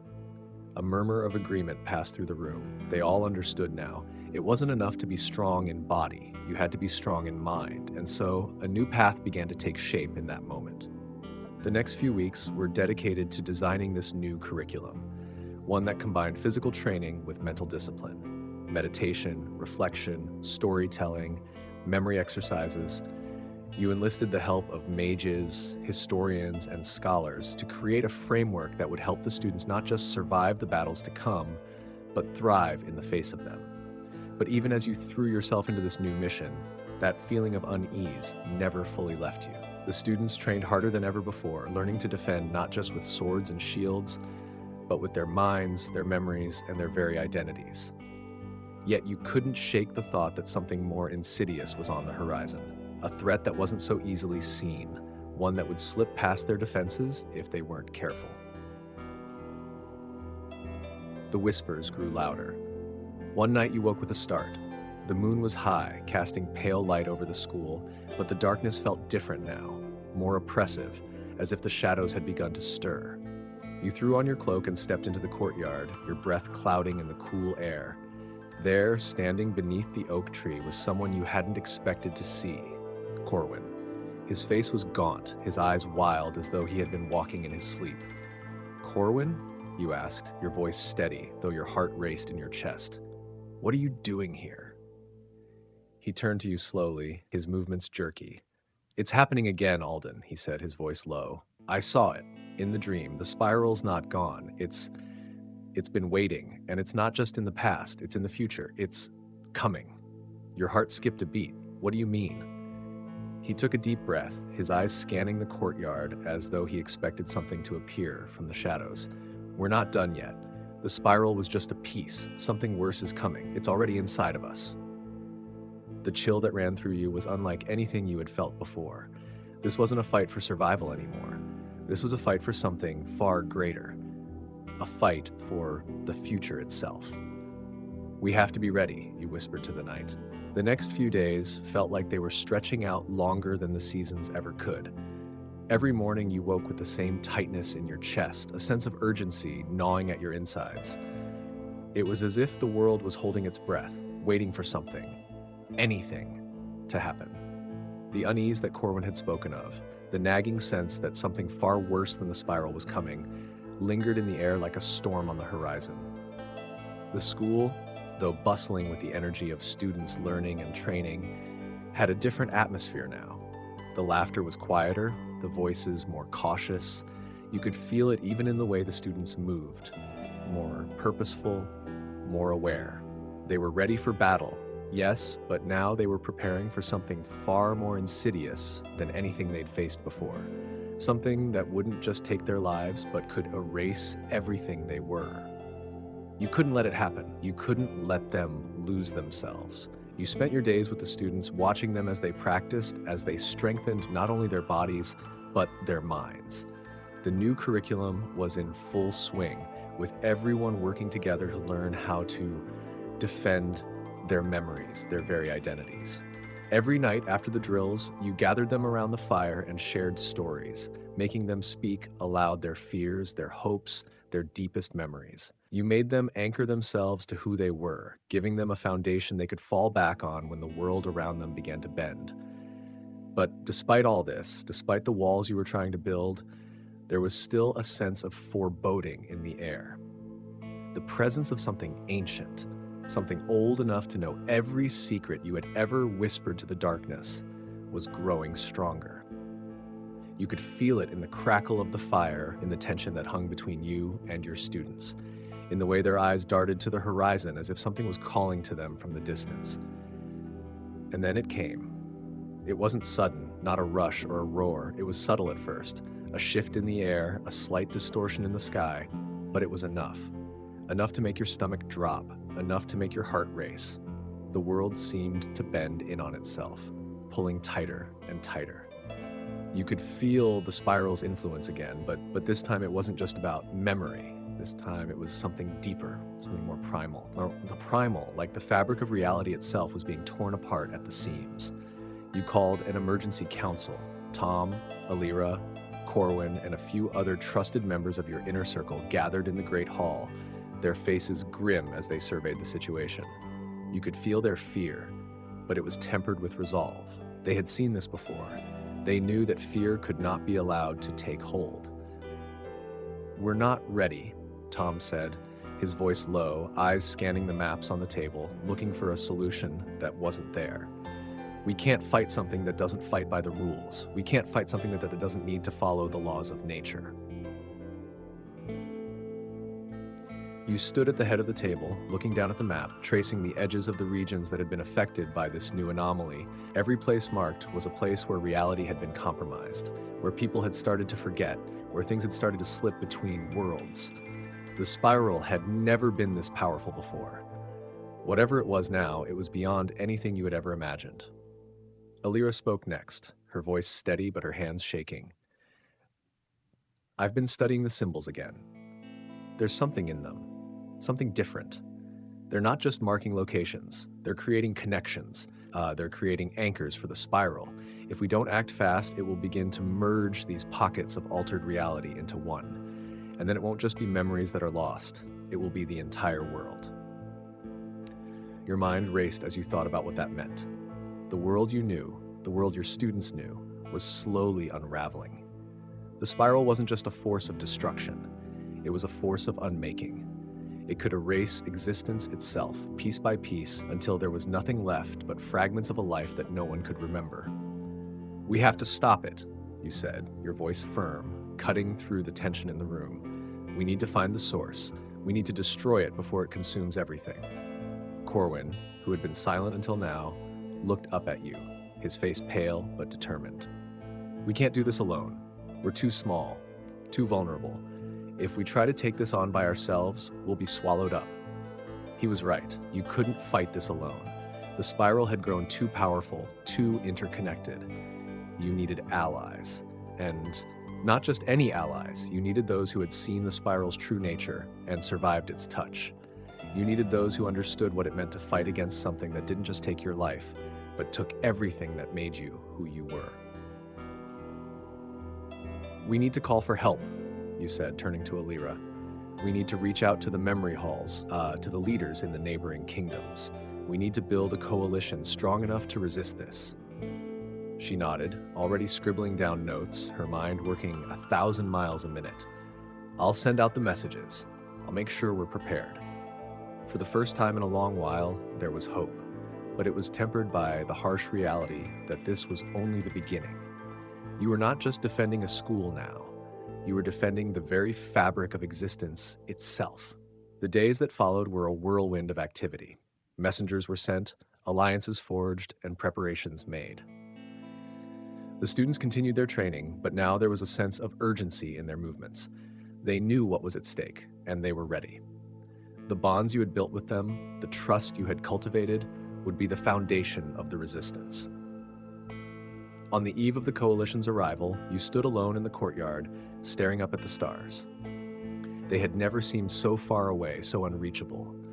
But tonight, they were more than just distant lights in the sky. They were symbols of everything you were fighting for. You weren't just fighting for the school or for the land or even for the people you loved. You were fighting for the memory of it all. The stories, the lives, the history that had shaped you. "We'll make it through this," you whispered to the night. "We have to." The wind picked up, swirling around you, as if carrying with it the faintest trace of something new. It wasn't the spiral, it was something else, something stronger. And for the first time in what felt like forever, you were ready.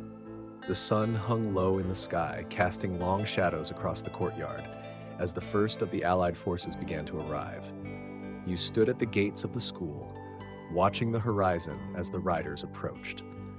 Each figure that appeared on horseback was a reminder of the gravity of what lay ahead, of the countless lives that would be affected by the battle to come. The coalition of allies you had reached out to had answered the call, not because they had to, but because they understood that if the spiral succeeded, no kingdom, no land, no memory would be spared. The first to arrive were the mages from the memory halls, their robes billowing behind them like storm clouds, their faces solemn and determined.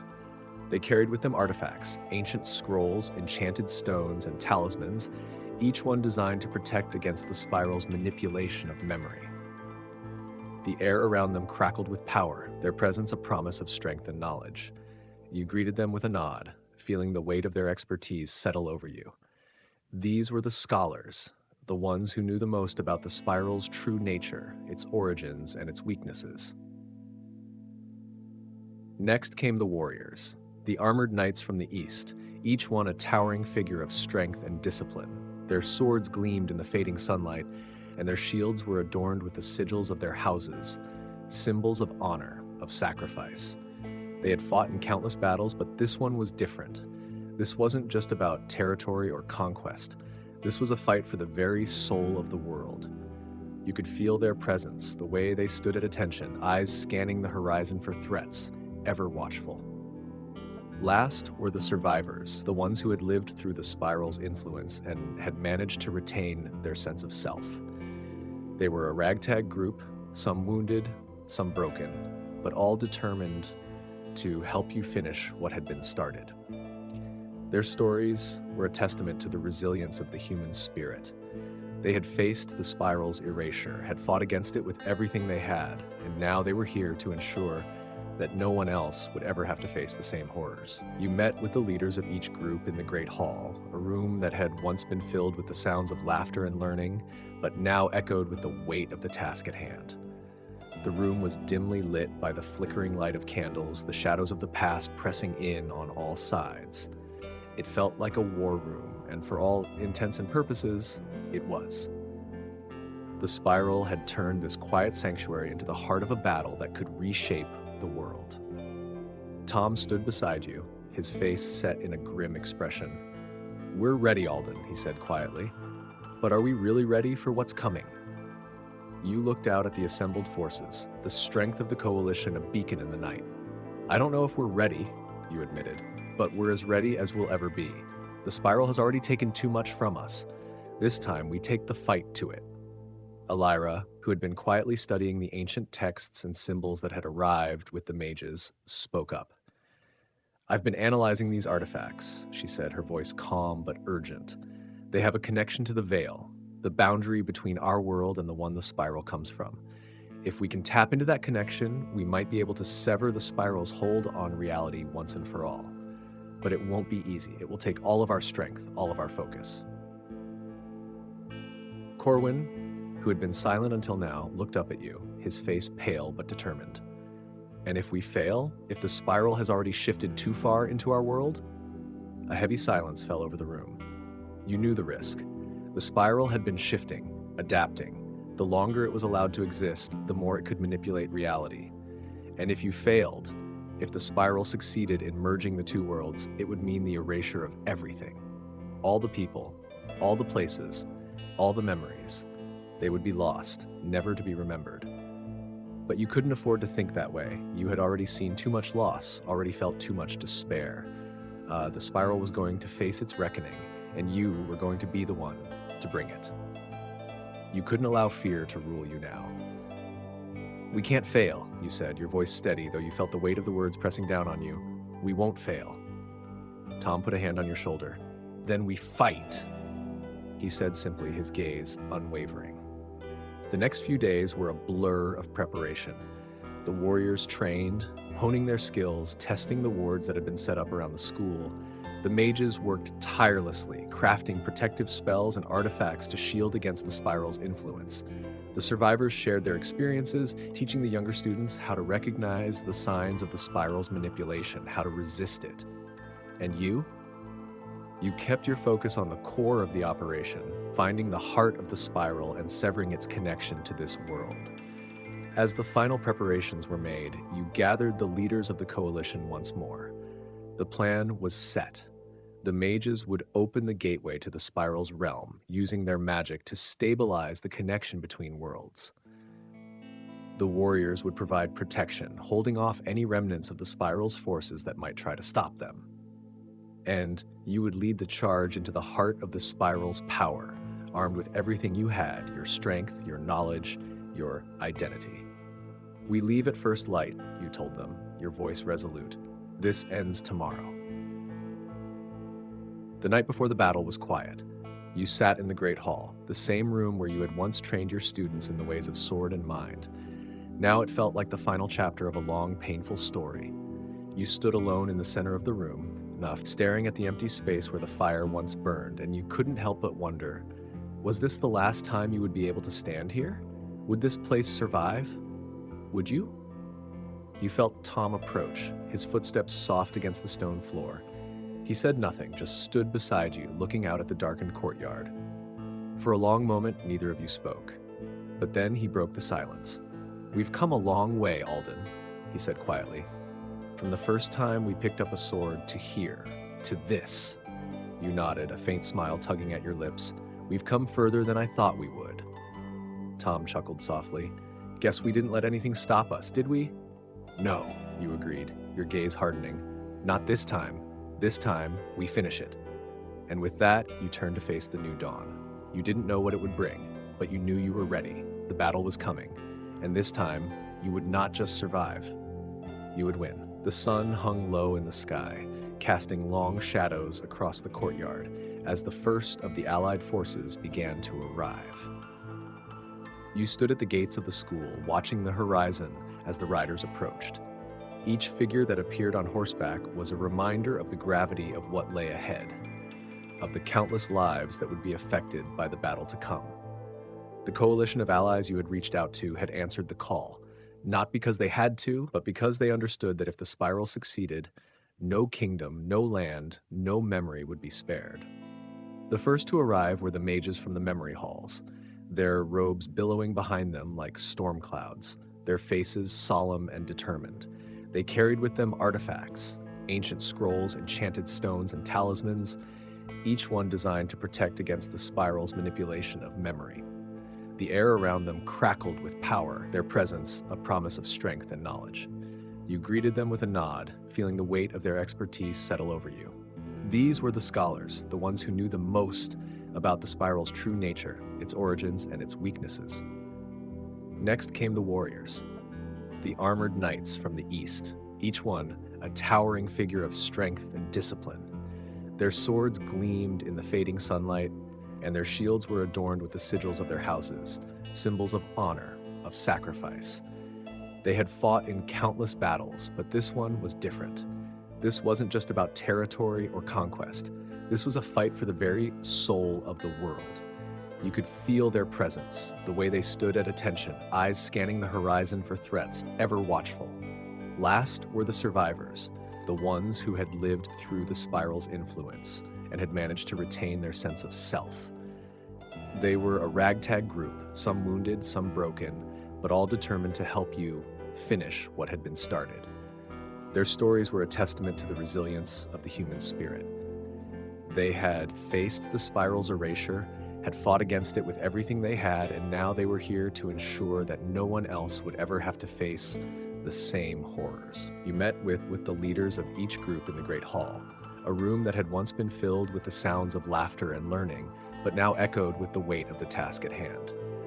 The room was dimly lit by the flickering light of candles, the shadows of the past pressing in on all sides. It felt like a war room, and for all intents and purposes, it was. The spiral had turned this quiet sanctuary into the heart of a battle that could reshape the world. Tom stood beside you, his face set in a grim expression. "We're ready, Alden," he said quietly, "but are we really ready for what's coming?" You looked out at the assembled forces, the strength of the coalition a beacon in the night. "I don't know if we're ready," you admitted, "but we're as ready as we'll ever be. The spiral has already taken too much from us. This time, we take the fight to it." Alira, who had been quietly studying the ancient texts and symbols that had arrived with the mages, spoke up. "I've been analyzing these artifacts," she said, her voice calm but urgent. "They have a connection to the veil, the boundary between our world and the one the spiral comes from. If we can tap into that connection, we might be able to sever the spiral's hold on reality once and for all. But it won't be easy. It will take all of our strength, all of our focus." Corwin, who had been silent until now, looked up at you, his face pale but determined. "And if we fail? If the spiral has already shifted too far into our world?" A heavy silence fell over the room. You knew the risk. The spiral had been shifting, adapting. The longer it was allowed to exist, the more it could manipulate reality. And if you failed, if the spiral succeeded in merging the two worlds, it would mean the erasure of everything. All the people, all the places, all the memories. They would be lost, never to be remembered. But you couldn't afford to think that way. You had already seen too much loss, already felt too much despair. The spiral was going to face its reckoning, and you were going to be the one to bring it. You couldn't allow fear to rule you now. "We can't fail," you said, your voice steady, though you felt the weight of the words pressing down on you. "We won't fail." Tom put a hand on your shoulder. "Then we fight," he said simply, his gaze unwavering. The next few days were a blur of preparation. The warriors trained, honing their skills, testing the wards that had been set up around the school.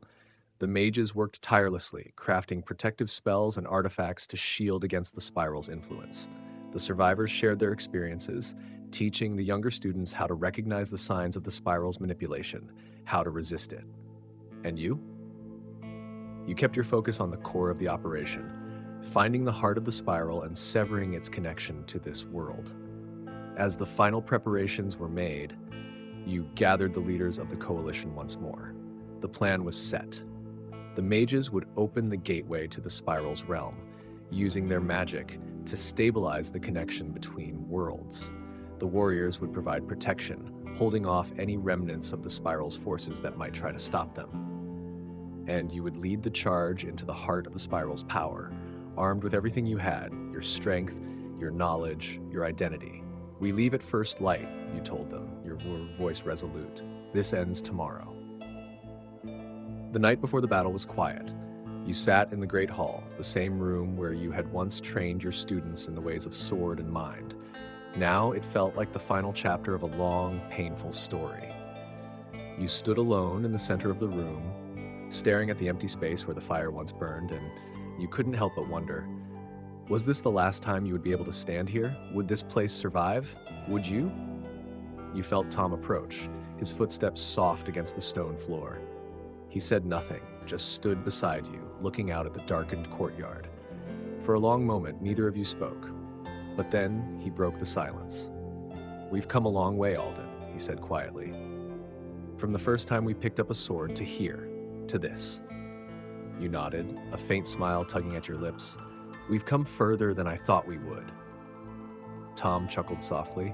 "Guess we didn't let anything stop us, did we?" "No," you agreed, your gaze hardening. "Not this time. This time, we finish it." And with that, you turned to face the new dawn. You didn't know what it would bring, but you knew you were ready. The battle was coming, and this time, you would not just survive. You would win. The days blurred together after the final battle, the world slowly resettling into some semblance of order. The school, once a battleground, was now a place of quiet reflection, though the lingering weight of the spiral's presence still hung in the air. The students, weary but resilient, threw themselves into rebuilding, not just the walls and structures, but the very foundation of what had been shattered. The world had been fractured, bent by forces beyond their control, but it was still standing. They were still standing. You had been right all along. The fight was never just about defeating a singular force. It wasn't enough to face the spiral, for it was merely a shadow, a symptom of something larger, something more dangerous. As the mages worked to stabilize the veil, ensuring that the rift would never open again, there was a quiet acknowledgement that the battle had only shifted. The war, as Alira had put it, was never over. The world wasn't just a place to live in anymore. It had become a battleground, not only for physical survival, but for something deeper, the fight for the integrity of memory, of identity, and of time itself. There were forces out there that could erase all of it in an instant. And while the spiral had been repelled, the darkness still waited, patient at the edge of every thought, every memory. You stood in the Great Hall, overlooking the courtyard where the students practiced their new routines. They were stronger now, not just in body, but in mind. The curriculum had changed. Training was no longer limited to swordsmanship and magic. Every student had been taught to guard their minds, to protect their very essence, to anchor themselves to the identities they had forged. They could no longer just defend against external threats. They had to defend against the very fabric of their being, against the possibility that the world itself could rewrite them if they weren't careful.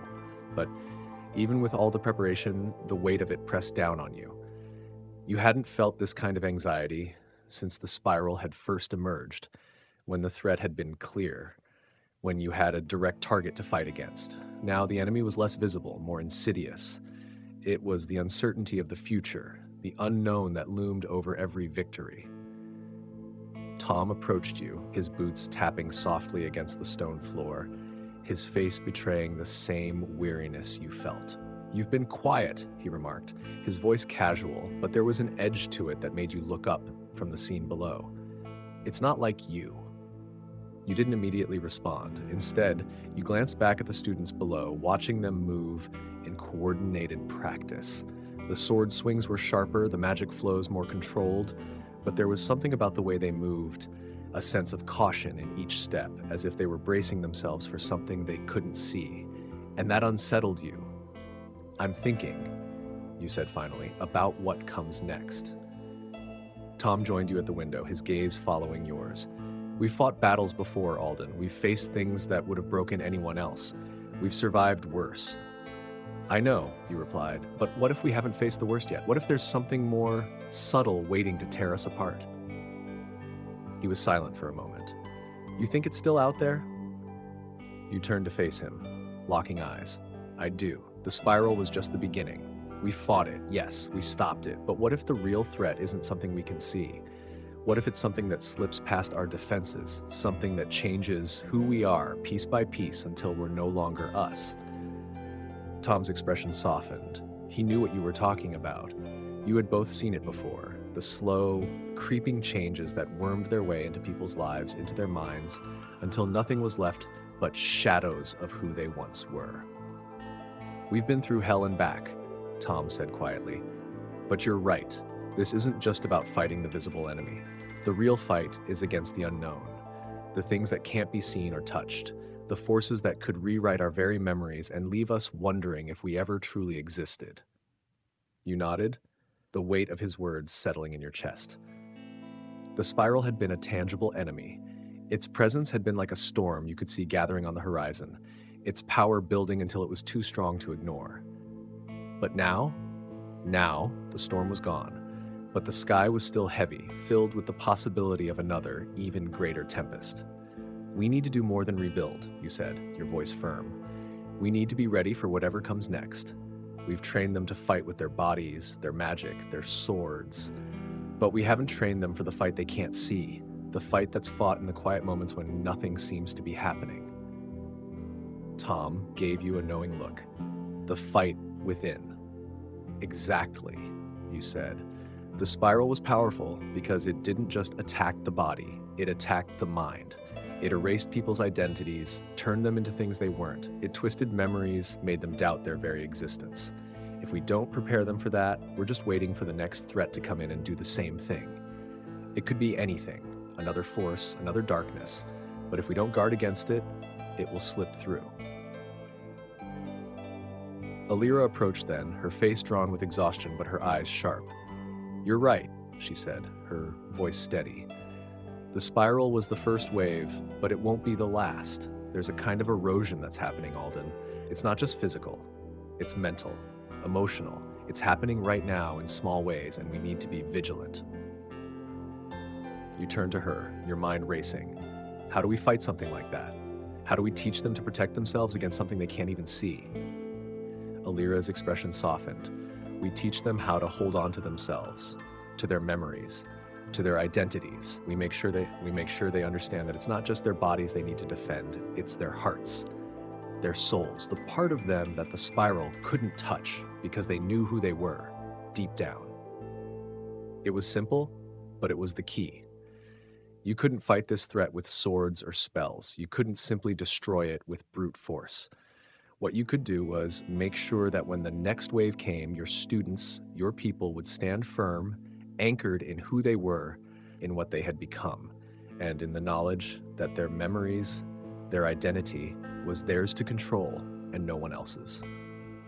You turned back to the courtyard, your gaze sweeping across the students below. They were ready. They had fought with you before, and they would fight with you again. But this time, the battle wouldn't be won with the edge of a sword. It would be won with the strength of their minds, their hearts, and the bonds they had forged. And when the next storm came, when the world tried to tear them apart, you would be ready. Because this time, it wasn't about defeating the enemy, it was about preserving everything that made you who you were. And that was a fight worth winning. As you stepped into the rift, the world around you shattered into pieces. The air was thick with a palpable sense of distortion, swirling and shifting in ways that defied nature. The rift was more than just a tear in space. It was a living thing, breathing and pulsing with energy, warping everything it touched. The ground beneath your feet was no longer solid, no longer real. Reality bent, twisted, and fragmented like a dream you couldn't wake up from. Your allies, Tom, Alira, Corwin, and the others, moved with purpose beside you, their presence a grounding force amidst the chaos. But even they, as powerful as they were, seemed distant here. Their voices echoed strangely, their forms flickering in and out of focus like mirages. You reached into your pocket, feeling the artifact Alira had given you, the stone etched with ancient runes. It hummed with power, steady and solid, a rare constant in this twisted realm. You couldn't afford to hesitate. The spiral's influence had already begun to take root in this place, reshaping your memories, your very identity. Every step you took was a battle against the pull of the rift, against the fear of losing yourself. The further you ventured, the more distorted the world became. You saw flashes of your past, your first training sessions, your time spent with the students, the moments of laughter and struggle that had defined who you were. But they weren't the memories you knew. They were twisted, altered, shifting like pieces of a broken puzzle. You saw faces that weren't supposed to be there, voices that had never spoken to you, and echoes of choices you hadn't made. It was the spiral, trying to rewrite you, trying to erase the person you had become, but you refused to let it. You focused on the steady beat of your heart, on the friends and allies standing by your side, and on the knowledge that you had fought for something more than just survival.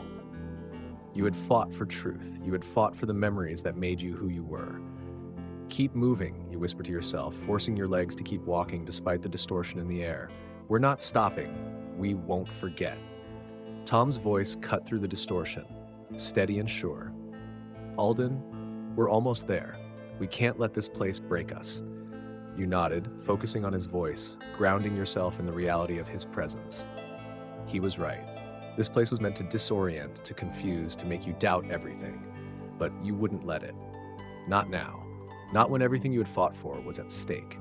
Ahead of you, the core of the spiral loomed, an enormous swirling vortex of light and shadow, its energy pulsing in a rhythm that seemed to mock you. This was the heart of the spiral, the source of its power, the place where reality itself had been torn apart, where the past and future collided in a chaotic mess of distortion. Alira stepped forward, her hand raised, her fingers tracing the ancient runes in the air. "This is it," she said, her voice steady despite the chaos surrounding her. "If we can sever the connection here, the spiral will be contained, but we must act quickly." You drew your sword, the steel cold and sharp in your grip. The air around you crackled with energy, the very atmosphere vibrating with the force of the rift. You could feel the spiral's pull, trying to drag you in, trying to make you forget everything that had led you to this moment. But you were ready. You had always been ready. With a final breath, you stepped forward, leading the charge toward the core of the spiral. As you neared it, the world seemed to bend and twist around you, memories and realities colliding in a whirlwind of confusion. The voices of your past, the faces of those you loved, all seemed to rise up to meet you. But you couldn't let them pull you in. You couldn't let them distort who you were. The light of the core flared brighter, blinding, overwhelming. You raised your sword and plunged it into the heart of the rift. The world exploded around you. Light, darkness, energy, everything collided in a single deafening moment of power. For a heartbeat, it felt like time had stopped. Like the universe itself had paused in this moment of reckoning. And then, silence. The rift was gone. The spiral's influence had been severed, the connection between worlds closed. The air around you was still, the world steady once more. You opened your eyes, and for the first time in what felt like an eternity, you saw the true world around you. Tom, Alira, and the others were standing beside you, their faces filled with relief, their expressions no longer distorted by the spiral's influence. The battle was over, but the war against the distortions, the fractures in reality, was far from over. "We did it," Tom said, his voice quiet but filled with pride. You nodded, feeling the weight of the moment. "We did, but it's not over. The spiral was just one part of something larger. We'll have to keep fighting, keep protecting what we are." Alira stepped forward, her eyes scanning the now still landscape. "The world is changing, Alden, but it's not the end. Not yet." You looked out at the horizon, where the first rays of light were breaking through the clouds, casting a warm glow on the battlefield. "No, but we're ready, and we'll be ready for whatever comes next." The spiral had been defeated. The rift had closed, but you knew that the world would continue to test you, to challenge you. But as long as you had your allies by your side, as long as your memories, your truths remained intact, you would fight. Not just for survival, but for the essence of who you were. And with that, you turned away from the heart of the spiral, walking forward into the new dawn, knowing that the future was still uncertain. But for the first time, you felt ready to face it.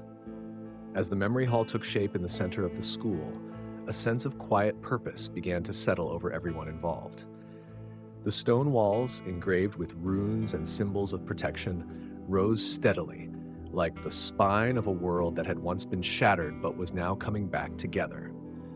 The mages worked side by side with the builders, weaving magic into the very fabric of the hall to ensure that it would stand as a sanctuary against the forces that sought to erase memory and identity. The space was designed to be both functional and sacred, a place where every corner, every stone told a story. Its walls were lined with alcoves, each one dedicated to preserving a piece of history, from the grandest of battles to the smallest, most personal moments. Each student, each person who had been touched by the spiral's influence contributed to the space, leaving behind fragments of themselves, written words, trinkets, small tokens of memory that would never fade. You spent your days in the hall, overseeing the construction, talking to those who worked alongside you, hearing their stories, their concerns, and their hopes for the future. You listened more than you spoke, understanding that the true healing wasn't in the building itself, but in the act of remembering. Every person who contributed to the memory hall was helping to protect something invaluable, something irreplaceable. Tom was always by your side, lending his strength not only to the physical work of the hall, but also offering quiet moments of reflection. Even as the world around you began to rebuild, you both understood that this project was more than just a structure. It was a symbol of defiance, of survival. It was the world telling itself that it would not be erased, that no matter how many cracks appeared in the fabric of reality, the core of who you were would remain intact. One evening, as the last light of day bathed the courtyard in a golden hue, Alira approached you with a scroll in her hand, her face serious. She had spent countless hours poring over the ancient texts, deciphering the remaining pieces of knowledge about the spiral and its origins. This time her expression was different, a rare mix of curiosity and concern. "I found something," she said quietly, unfurling the scroll. "Something that suggests the spiral was only one manifestation of a much older, much more powerful force. And it's not gone, Alden. It's not finished. It's still here, in the spaces between moments, between memories." You felt a chill run through you. The relief you had felt from the spiral's defeat began to slip away, replaced by the cold, sharp edge of uncertainty. The war had not been won in the way you had hoped. There was always more lurking in the shadows, waiting for its moment to strike. "What are you saying?" Tom asked, his voice steady but filled with apprehension. You could see the concern flicker in his eyes as Alira spoke. "The spiral is not just a force of memory," she explained, her eyes scanning the scroll as if it held the answers to questions she had been asking for years. "It was the veil, the distortion of reality, but there is something behind it, something that can bend time itself, something that existed before the spiral. The rift was a doorway, not to the spiral's realm, but to something even older." You turned to Tom, the weight of Alira's words sinking in. "This isn't over. Not by a long shot." "No," Tom replied, his voice low.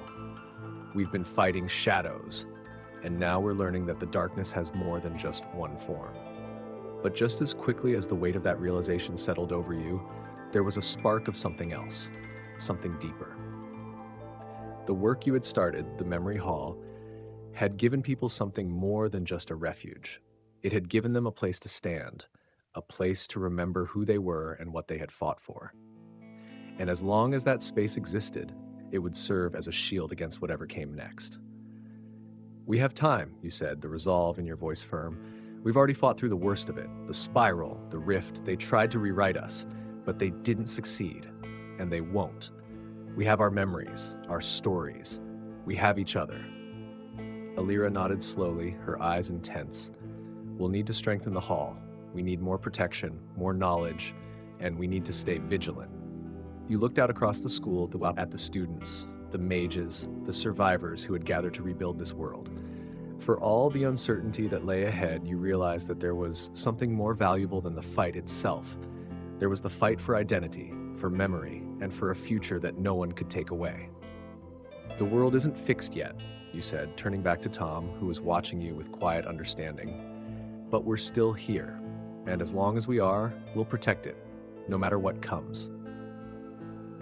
Tom's hand on your shoulder was a steady reminder of the promise you had made to each other so long ago. "We'll keep fighting," he said, his voice filled with quiet certainty, "and we'll protect everything we've built." Together, you walked back toward the heart of the school, toward the memory hall that was still being completed. The stone walls stood firm, not just as a physical barrier against the world's forces, but as a testament to everything that had been preserved. The fight wasn't over. It never truly would be. But you had the strength, the will, and the memory of those who had come before you. And as long as you carried that with you, there would always be hope. The spiral was gone, but the truth was yours to protect. And with that truth, you would continue to build, to remember, and to stand firm against whatever darkness came next. Because this world was your world, and you would never let it slip into nothingness again. The rift loomed ahead of you, a massive swirl of black and silver, twisting in on itself like some sort of living entity. It beckoned with an otherworldly pull, its edges frayed and glowing with the remnants of untold power. You stood at its edge, surrounded by your most trusted allies, Tom, Alira, Corwin, and the warriors and mages who had come together to face this final threat.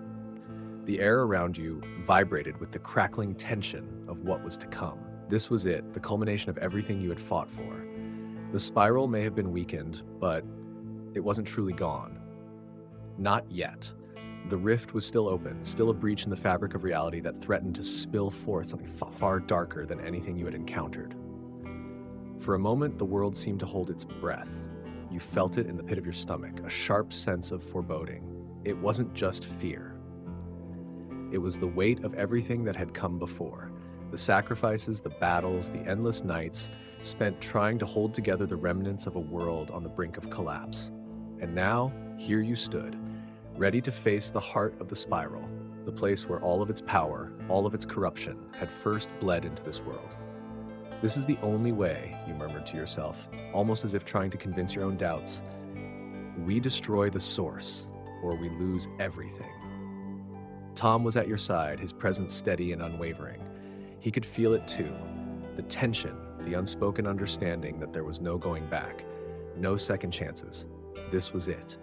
He had fought with you through every storm, every impossible battle, and he would fight with you now, even if it meant facing the unknown depths of the rift itself. We're with you, Alden, Tom said, his voice calm but carrying an undercurrent of something far deeper, something rooted in the loyalty and bond you had forged together. We've been through worse, and we'll get through this. Alira, standing slightly apart, had a different air about her. There was a quiet determination in her eyes, but beneath it, something else lingered, an awareness of the danger that lay ahead. The spiral isn't just a force, Alden, she said softly, her gaze fixed on the rift. It's a corruption, a disease that spreads through the very fabric of existence. Destroying the source may stop it, but it's not going to fix everything.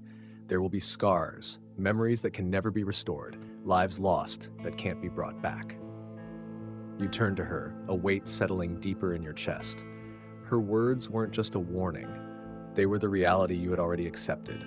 No matter the outcome, there would be consequences. This fight wasn't just about saving the world. It was about rebuilding it, piece by piece, after the devastation you had already endured. We'll rebuild, you said, your voice steady, though you knew the road ahead would be anything but easy. It won't be easy, but we'll rebuild. As the words left your lips, Corwin stepped forward, holding the stone you had been given, the artifact that would guide you into the heart of the spiral's power. His expression was unreadable, but there was a quiet intensity in the way he held the stone, like he knew what this moment meant. The rift is open, but we don't know what we'll find on the other side. The spiral has already shown us how it can manipulate everything, even our minds. We need to stay focused. You nodded, the weight of the situation pressing down on you. Focus. We go in, we destroy the source, and we leave. No hesitation. The warriors moved into position, their swords and shields raised, ready for anything. The mages stood at the ready, hands glowing with power, prepared to form the protective barriers that would guard you from whatever the rift threw at you. Every eye was on you, waiting for the signal. You gave it without hesitation. Let's go. With that, you stepped forward into the rift. The world around you seemed to twist and stretch as you crossed the threshold, the very laws of reality bending and warping with each step. The air grew heavier, colder, and the farther you moved into the rift, the more distant the sounds of the world outside seemed. It was as if you were walking into a void, a place that wasn't truly a part of the world you knew. Time didn't flow here. There were no rules, no logic, just pure, unfiltered power. And then you saw it, the heart of the spiral. It was nothing like what you expected. It wasn't a towering, monstrous force. It wasn't a creature or a thing with shape or form. It was an absence, a gap in the world, a void that seemed to pulse with darkness. But within that darkness, there was something else. A flicker of light, a glimmer of movement. Like the very essence of the spiral was feeding off of the nothingness, drawing power from the absence it had created. "Alira," you said, your voice barely more than a whisper. "How do we destroy this?" She stepped forward, her eyes narrowing as she studied the core. "It's not just about destruction, Alden. It's about severing the connection. The spiral exists between worlds. To stop it, we need to undo that link, to sever it at its root.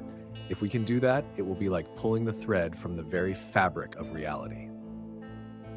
"And how do we do that?" Tom asked, his voice tinged with impatience. He had never been one to wait for answers when a fight was at hand. "We need to destroy the anchor," Alira said, pointing to the flickering light at the center of the void. "That's the source. That's where the spiral draws its power from. If we can shatter it, the rift will collapse, and the spiral will lose its grip on this world." You nodded. There was no time for hesitation. This was the moment. With one final glance at your team, you rushed forward, drawing your sword as you prepared to strike. The air crackled with energy, and you could feel the power of the spiral pushing back against you, trying to fight, trying to hold you back. But you couldn't let it. With a final, decisive blow, you thrust your sword into the core. The world exploded in a blinding flash of light. For a moment, there was nothing. Silence. No sound, no sensation, just the empty void. And then, slowly, the world began to return.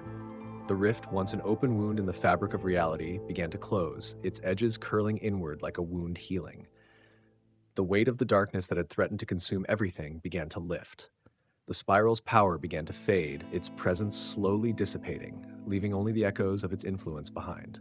You fell to your knees, exhausted but alive. Around you, your team was still standing, battered but victorious. The rift had closed, the spiral had been severed, but the price had been high. Tom stepped forward, offering a hand to help you up. "We did it," he said quietly, his voice filled with both relief and something deeper, something that could only be understood by those who had lived through the darkest of times. You took his hand, pulling yourself up. "Yeah," you said, your voice hoarse. "We did." But even as you stood there, victorious, you knew that this battle wasn't the end. It couldn't be. There would always be something else, some other force lurking in the shadows, waiting to strike. But for now, you had won. For now, you had saved the world. And that was enough, for now. The walls of the memory hall rose higher with each passing day, and so did the collective sense of hope that had been growing since the battle's end. The process was painstaking, but the mages and builders worked tirelessly, driven by a shared purpose. It wasn't just a structure, it was a symbol, a beacon of resilience in a world that had been torn apart by forces beyond anyone's control. But even as the hall grew, a sense of unease settled over you. The work was important, necessary, but you couldn't ignore the fact that the world around you was still raw, still healing. There were things left unsaid, things left undone. As the foundation of the memory hall solidified, so did the weight of the future ahead. You could feel it now, how the world had shifted.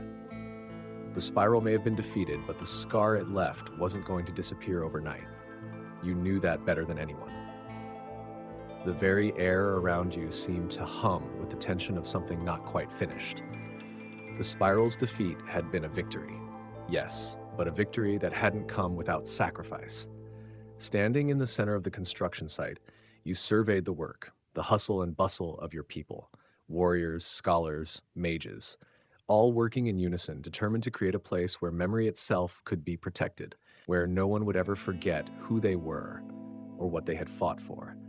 But there was more to it than just physical walls. The real work was within, in the hearts and minds of everyone who had been touched by the spiral's influence. The memory hall was a reminder that what had been lost could be found again. That memory, no matter how fragmented, could be restored. But as you watched the workers continue their tasks, the nagging thought returned. The spiral may have been vanquished, but what about what followed it? What about the forces that still existed, hidden in the spaces between worlds? Forces that could easily slip through the cracks, just as the spiral had done. Could you protect this fragile piece? Would the spiral's influence resurface in another form? It was a question that lingered, hanging in the air like a storm cloud, one you couldn't ignore any longer. You weren't the only one who felt it. Tom, who had been your constant through every battle, every trial, stood beside you, his hands resting on the stone foundation of the hall.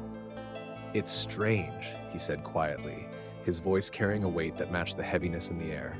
"The spiral's gone, but something still feels off. It's like we're waiting for the next fight, but we don't know what it looks like yet." "I feel it too," you replied, turning to face him, the uncertainty thick in your chest. "We're rebuilding, yes, but rebuilding what? The world is still broken. We may have won, but what if the real battle comes after? What if the spiral was just the opening move?" Tom studied you for a moment, his eyes narrowing slightly as though weighing his words carefully. "Then we fight it again. We've already faced the worst, and we've come through it stronger." Your eyes flicked back toward the memory hall, its massive structure now towering over the courtyard. "We've come through it, yes, but at what cost? We've lost more than just memories, Tom. We've lost pieces of ourselves, parts of our world that may never come back. And we've seen how fragile everything is, how easily the fabric of reality can tear. The spiral may be gone, but something else is waiting." Tom nodded, his expression turning somber. "I understand, but we can't let fear of the unknown control us. We'll rebuild, and we'll do it with our eyes open. No more surprises, no more letting things slip past us. We fight back together no matter what comes." The words settled deep within you, grounding you in the reality of what needed to be done. Tom was right, in a way. You couldn't live in constant fear of what might happen next. You had to focus on what you could control: the rebuilding, the protection of those who had survived, and the promise to never forget. Forgetting was the enemy now, as it had been during the spiral's reign. But remembering came with its own dangers. The past was full of shadows, full of memories that could twist and change over time. Those who forgot risked being consumed by that darkness. But those who clung to the past too tightly risked being trapped in it, unable to move forward. "I'm not sure we can ever forget," you said softly, almost to yourself. "But we have to learn how to live with it. Live in a world that's been altered, that's been broken and healed in ways we may never fully understand." Alira approached, her footsteps light but purposeful, and when she spoke, her voice carried the same certainty it always did, even in the face of uncertainty. "We've all been broken in some way," she said, her gaze fixed on you.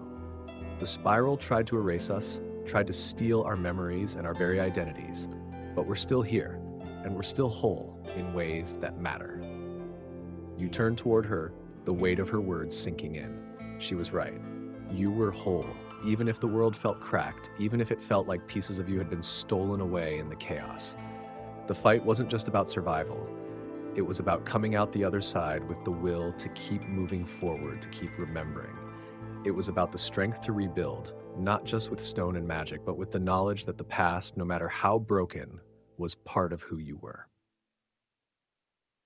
The memory hall, you said, turning back to the towering structure, is a place for the future, but it's also a place for the past, a place where we can remind ourselves of who we are, what we've fought for. Yes, Alira agreed. It's a testament to our survival, to our strength, and to our memories, you added. They may have tried to erase us, but we won't let them. Not now, not ever. The words hung in the air, and for a moment you all stood in silence, watching as the workers continued their labor, their faces set with determination. The future was uncertain, the next battle yet to be fought. But you knew this. The world had been shattered, but it hadn't been broken beyond repair. The spiral had tried to erase you, but it had failed. And as long as you stood together, as long as you kept your memories alive, there would always be hope. The work ahead was immense, but it was a work you were ready for. You weren't just rebuilding a school or a memory, you were rebuilding a world, a future, one step at a time, and you would not stop, not ever. The air grew colder as the moonlight danced across the courtyard, casting long shadows that stretched like forgotten memories. The memory hall stood in the center, its stone walls glowing faintly with the protective wards that had been etched into them. It was a fortress of memory, a sanctuary for the truth, and yet, even as you stared at it, a nagging thought lingered in the back of your mind. You had fought for survival, for the preservation of the world you knew. But in that moment, as the weight of everything settled upon you, you realized that the battle wasn't over. The world had been saved, but the scars left behind were deep. They were invisible, yet palpable, woven into the fabric of your soul, into the very earth beneath your feet. The spiral had been defeated, yes, but there would always be something else, something new, waiting in the shadows. Tom's words echoed in your mind again, as they had so many times before. We've seen the worst, but something else is waiting. You had no answers to that yet. You could feel the weight of uncertainty press down on you, the same weight that had settled in your chest ever since the battle ended.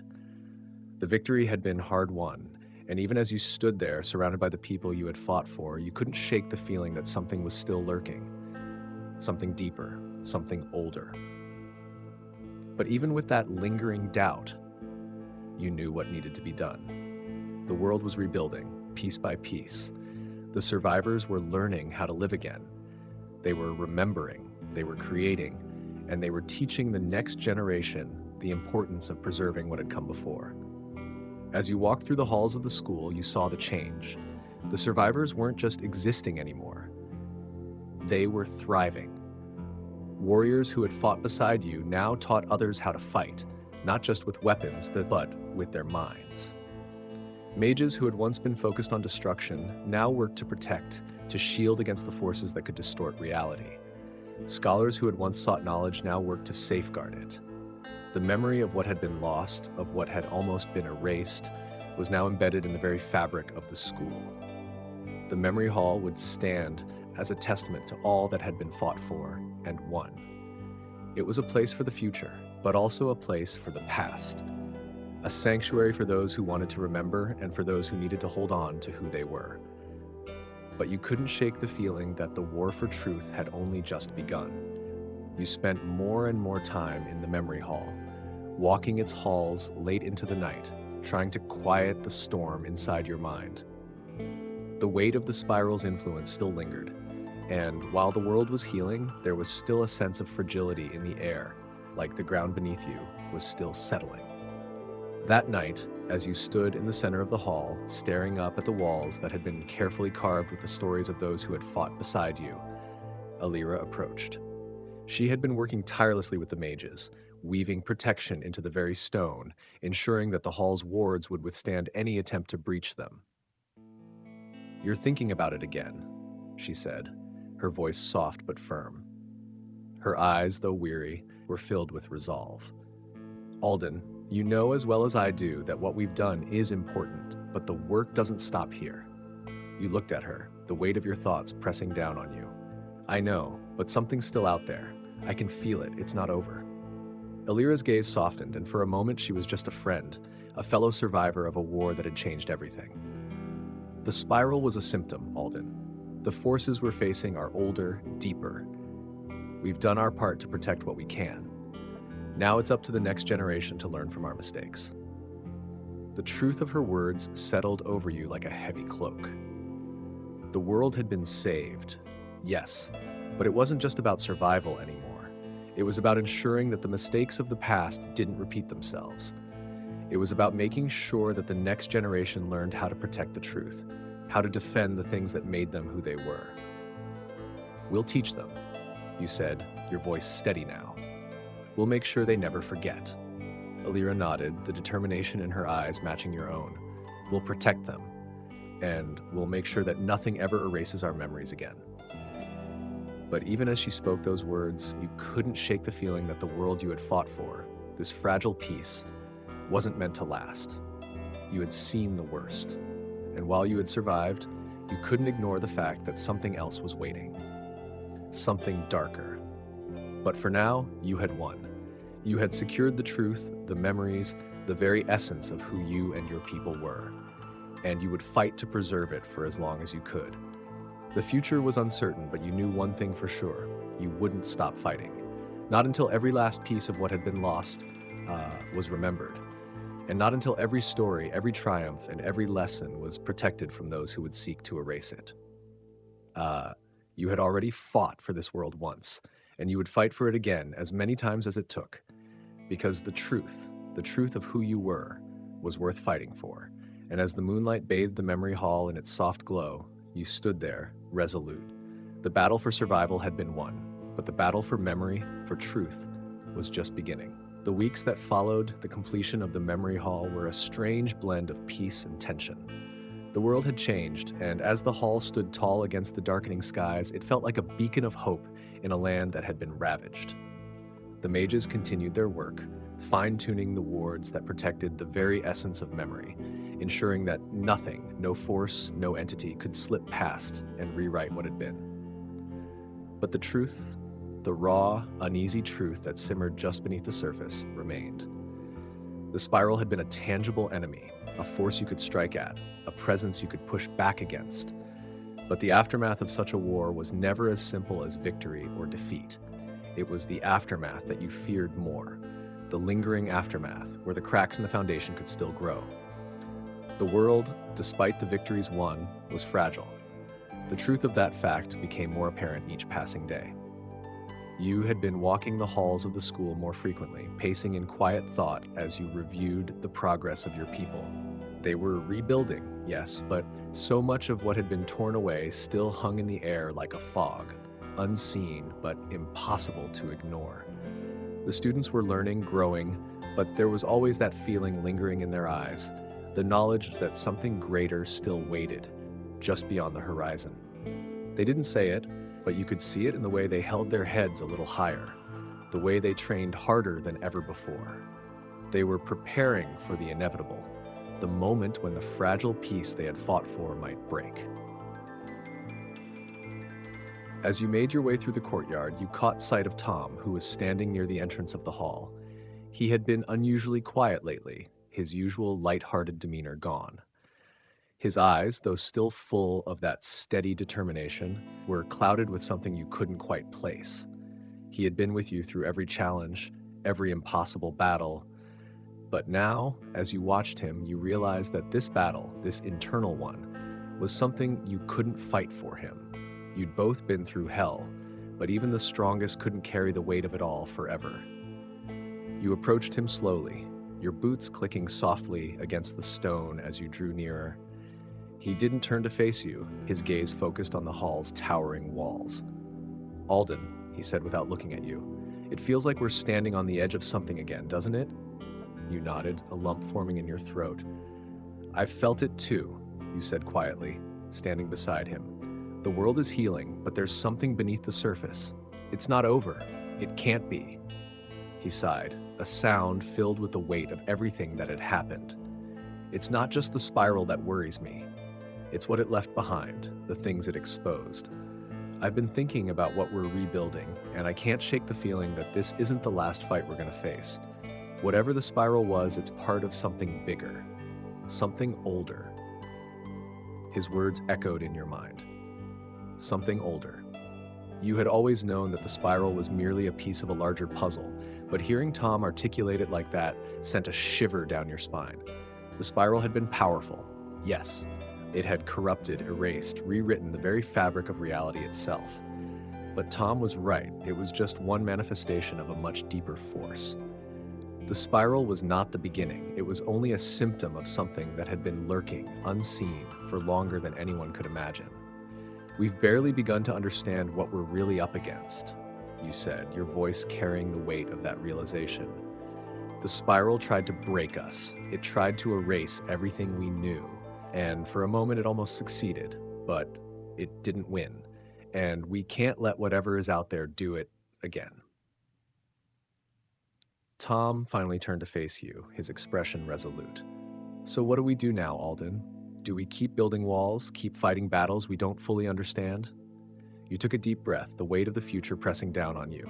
The truth was, you didn't have all the answers. The spiral had taught you that even the most solid defenses could be eroded by time, by memory, by the very things you thought you understood. You had spent so long fighting the known enemy, but now the fight wasn't just about defeating an enemy. It was about securing the future, about ensuring that what had been lost could be remembered and protected.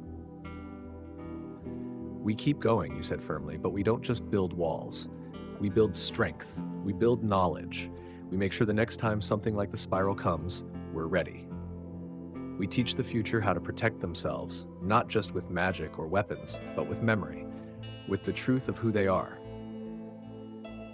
Tom's eyes softened slightly. You're right. We're not just fighting for survival anymore. We're fighting for the future, for the memory of who we are and who we've been. You both stood there for a moment, watching the workers finish their tasks, each one adding their piece to the puzzle that was this new world. But the uncertainty remained, lingering in the air like a storm waiting to break. The spiral had been defeated, yes, but as Alira had warned you, its true source was still out there, somewhere. And if you weren't careful, it could come back, stronger and more dangerous than ever before. A figure approached, interrupting the moment of quiet reflection. It was Alira, her face hard with determination, her steps purposeful. Alden, she said, her voice clipped. We've completed the first phase of the wards, but there's something off. I've been checking the rift's residual energy, and I don't like what I'm seeing. Your heart skipped a beat. What do you mean? What's wrong? Alira glanced around, ensuring no one was too close before speaking. The wards are holding up, yes, but the residual energy from the rift, it's fluctuating. It's like something is trying to force its way through. It's faint, but it's there. Tom stepped forward, his face tight with concern. You think the spiral is coming back? Alira shook her head. No, not the spiral. Something worse. Something that was hiding in the shadows, waiting for its moment.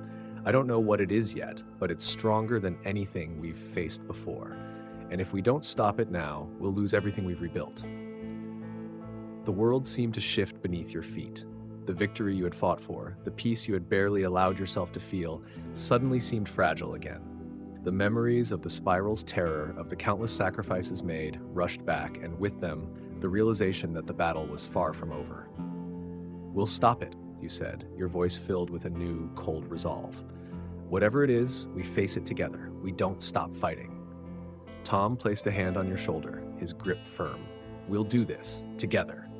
As the three of you stood there, the distant hum of the wards and the faint tremor in the air, a constant reminder that the danger wasn't over, one thing was clear. The future was still uncertain, but you would face it with everything you had, because the world, your world, was worth fighting for. No matter what came next. The tension that followed Alira's warning was immediate, like a wire pulled taut and humming in the silence. The memory hall, once a sanctuary, suddenly felt more like a fortress under siege, not from outside forces, but from something deeper, something unseen and uninvited. You spent the night pacing its echoing halls, your footsteps swallowed by stone and enchantment, listening for tremors that weren't there, watching the wards flicker with that subtle, unnatural hesitation. The next morning, you convened with Alira and Tom in the war room, though calling it that now felt strange. It had become a space of peacekeeping, of strategy for rebuilding, not for war. But as the map unfurled before you and the flickering light of a detection orb began to pulse erratically, you realized the war had only been sleeping. There, Alira said, pointing to the shimmering glyph hovering above the eastern mountains. That's where the surge is coming from. The energy matches some of the spiral's residual patterns, but it's corrupted, distorted. Tom frowned, leaning over the table, like it's being twisted by something else? Alira nodded.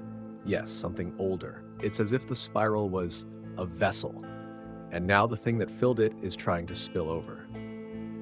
You didn't respond immediately. You were too busy staring at the glyph, trying to feel it. Whatever it was, pressing against the edges of your awareness like fingers tapping on the back of your mind. It wasn't screaming. It wasn't loud. It was worse. It was patient. We need to investigate, you said finally. We can't wait for it to reach us. Tom looked like he wanted to argue, but he nodded. I'll gather a small team. No banners, no fuss. Quiet recon. We move at dusk. The decision was made. No fanfare, no speeches, just the heavy weight of armor strapped back into place, the quiet check of weapons long thought to be retired. You hadn't expected to ride back into darkness so soon. But here you were again, blades and courage in hand, riding toward a threat you couldn't name. The journey to the eastern mountains was quiet, too quiet. The forests you passed, once full of sound and life, now held their breath. The animals were gone, the wind reluctant. Even the rivers seemed to flow slower, as if wary of where they might lead. When your group reached the foothills, the first sign of trouble appeared. Not an enemy, but a tree. Or rather, what used to be a tree. Now it stood twisted, bark flayed open like a wound, leaking something not sap but memory. You stepped closer and felt your own past ripple unbidden. A flash of fire, a scream, your own voice calling a name you hadn't spoken in years. You reeled back. "Alira," you gasped. "It's leaking memory." She approached, eyes narrowed. "No, it's feeding on memory." That was when you realized what you were truly facing. Not just a monster, not just a spell gone wrong, but something ancient and hungry. Something that didn't destroy with fire or fang, but by unraveling the threads of your very existence. You pressed onward. Further into the mountains, the terrain grew warped. Rocks shimmered with half-formed reflections, faces, moments, things you hadn't thought about in years. The path twisted back on itself like a Mobius strip, leading you in circles until Tom threw down his blade in frustration and snarled, "It's toying with us." But Alira raised her staff, let the crystal at its head glow with soft violet, and the illusion broke. You saw the real path, the one hidden beneath the false memories. It led to a cave, not wide and echoing, but narrow, intimate, almost surgical in its precision. You knew then, whatever lived inside, it didn't want to conquer. It wanted to dissect. At the cave's mouth, you paused. No turning back. "No turning back," Tom agreed. Inside, the walls pulsed with memory. Not yours, others. Thousands, millions. Voices whispering in forgotten tongues, emotions with no names. You stepped through them like wading through dreams. You saw a mother crying as her child was taken, a soldier dying with a name on his lips, a boy laughing at a joke long since forgotten. And at the center, an altar. Upon it, something that shimmered like a mirror but rippled like water. Not glass, not liquid. Something else. Alira whispered, "This is a seed." Of what you didn't ask, because you already knew. This wasn't the spiral's remnant, it was its root, and it had only just begun to grow. The cave pulsed with an eerie luminescence, its walls alive with the whispers of countless memories, some ancient, others disturbingly recent. At its center, the shimmering seed rested, a nexus of forgotten truths and distorted recollections. Alira's voice broke the heavy silence. "This isn't just a remnant of the spiral, it's a root, a conduit to something far more insidious."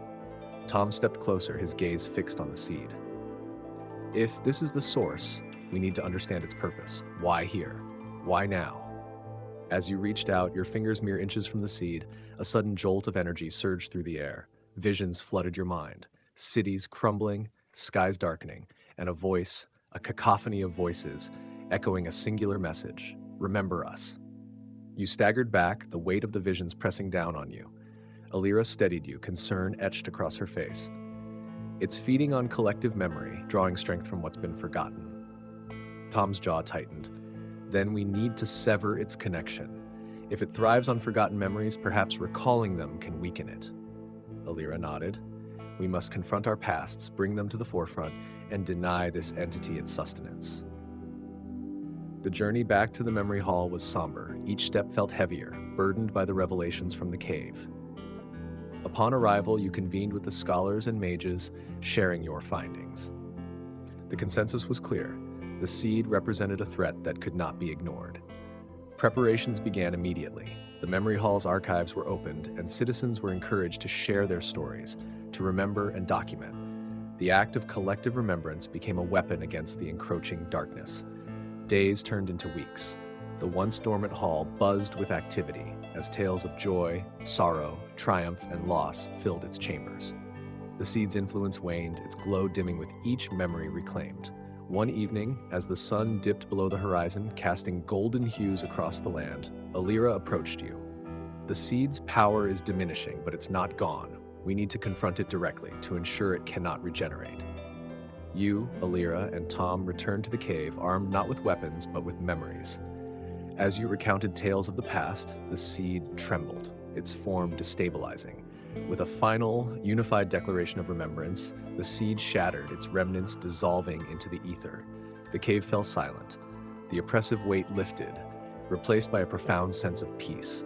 The battle against the spiral's root had been won, not through force, but through the power of memory and unity.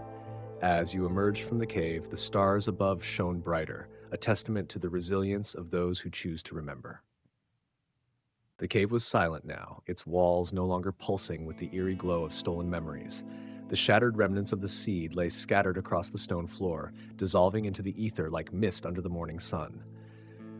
You, Alira, and Tom stood at the threshold, the weight of your journey pressing heavily upon your shoulders. "It's over," Alira whispered, her voice barely audible. But deep down, you knew it wasn't. The destruction of the seed was a victory. Yes, but it was also a revelation. The spiral had been merely a symptom, a manifestation of a deeper, more insidious force that sought to erode the very fabric of reality through the manipulation of memory. As you made your way back to the memory hall, the air felt different, lighter, yet charged with a new kind of energy.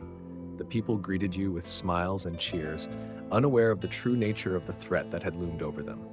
They celebrated the return of peace, blissfully ignorant of the battle still to come. Inside the hall, the archives buzzed with activity. Scholars and mages worked tirelessly to document the events of the past weeks, ensuring that the memories of the spiral and the seed would not be forgotten. Alira took charge of the effort, her determination unwavering. Tom, ever the pragmatist, focused on strengthening the defenses of the hall. He coordinated with the guards, reinforcing the wards and ensuring that the knowledge contained within the hall would remain protected. You, however, found yourself restless. The victory felt hollow, incomplete. The visions you had experienced in the cave haunted you. Cities crumbling, skies darkening, and the chorus of voices pleading to be remembered. You couldn't shake the feeling that the true enemy was still out there, lurking in the shadows, waiting for the right moment to strike. One evening, as the sun dipped below the horizon, casting long shadows across the hall, Alira approached you. Her eyes were tired, but her resolve remained strong. "We've made progress," she said, "but there's still so much we don't understand. The seed was just one piece of a larger puzzle. We need to uncover the rest before it's too late." You nodded, the weight of responsibility settling heavily upon you. "Then we keep going. We dig deeper, search farther, and prepare for whatever comes next." Together, you and Alira began to plan the next steps. You would send out scouts to explore the regions beyond the known territories, seeking signs of similar disturbances. You would delve into ancient texts and forgotten lore, searching for clues about the true nature of the force behind the spiral. As the days turned into weeks and the weeks into months, the memory hall became a beacon of hope and knowledge. It stood as a testament to the resilience of those who refused to forget, who chose to remember and learn from the past. But beneath the surface, the undercurrent of unease remained. One night, as you stood atop the highest tower of the hall, gazing out at the star-filled sky, Tom joined you. He leaned against the railing, his gaze fixed on the horizon. "Do you ever wonder," he began, "if we'll ever truly be free of this? If there will ever come a time when we can stop looking over our shoulders?" You considered his words, the weight of them settling in your chest. "I don't know," you admitted. "But I do know that as long as we remember, as long as we stand together, we have a chance." Tom nodded, a small smile playing at the corners of his lips. "Then let's make sure we never forget." And with that, the two of you stood in silence, the stars above bearing witness to your vow. The battle was far from over, but you were ready. Together, you would face whatever came next. The memory hall stood silent, its towering spires casting long shadows under the pale moonlight. Within its ancient walls, the echoes of countless memories whispered through the corridors, a testament to the battles fought and the knowledge preserved. Yet, amidst the tranquility, a sense of unease lingered, as if the very stones held their breath, anticipating the trials yet to come. Alden paced the grand library, his footsteps muffled by the thick carpets woven with protective runes. Scrolls and tomes lay open on the massive oak tables, their pages filled with arcane symbols and forgotten languages. He paused before an ancient manuscript, its parchment brittle with age, detailing the origins of the spiral and its insidious influence on the fabric of reality. Alira entered, her robes rustling softly. "The wards are holding," she reported, her voice steady. "But there's a disturbance in the eastern quadrant, a fluctuation in the etheric currents." Alden nodded, his brow furrowed. "The remnants of the spiral's corruption run deep. We must remain vigilant." Tom joined them, his armor gleaming in the candlelight. "Scouts report sightings of shadowy figures near the perimeter. They vanish before they can be engaged." Alira's eyes narrowed. Phantoms of the past, perhaps, or something more sinister. Alden closed the manuscript, his resolve hardening. We need to investigate. Assemble a team. We'll leave at dawn. As the first light of day broke over the horizon, the trio set out, accompanied by a select group of mages and warriors. They traversed the rugged terrain, the landscape scarred by previous battles, until they reached the eastern quadrant. There, amidst the ruins of an ancient temple, they found the source of the disturbance. A swirling vortex of energy hovered above the ground, tendrils of darkness reaching out like grasping hands. Alira extended her staff, chanting incantations to stabilize the anomaly. The vortex pulsed, resisting her efforts before finally dissipating with a deafening roar. In the aftermath, a figure emerged from the shadows, a woman, her eyes glowing with an unnatural light. She spoke in a voice that echoed with countless others, a chorus of the forgotten. "You cannot stop what has already begun," she intoned. The spiral was merely the beginning. The true darkness lies ahead. Before they could react, she vanished, leaving behind only the lingering chill of her presence. Returning to the memory hall, Alden convened a council of the realm's leaders. He recounted the encounter, emphasizing the need for unity and preparedness. The hall buzzed with discussions, strategies formed, and alliances strengthened. In the days that followed, the memory hall became a hub of activity. Scholars delved into ancient texts, seeking knowledge to combat the looming threat. Artisans crafted new wards and weapons infused with potent enchantments. Messengers were dispatched to distant lands, rallying allies to their cause. Alden stood atop the highest tower, gazing out over the bustling courtyard. Alira joined him, her expression contemplative. "Do you think we're ready?" she asked. Alden sighed, the weight of leadership heavy on his shoulders. "We must be. The future of our world depends on it." As the sun set, casting a golden hue over the memory hall, the defenders of the realm prepared for the battles to come. They knew that the path ahead would be fraught with challenges, but united in purpose and fortified by knowledge, they stood ready to face whatever darkness lay ahead. And just like that, another dusty corner of history has been brushed off and put on display, slightly crooked, slightly smoky, and hopefully slightly relaxing. If you made it this far, congrats. You've survived yet another night of ancient chaos, questionable hygiene, and more goats than anyone reasonably needs.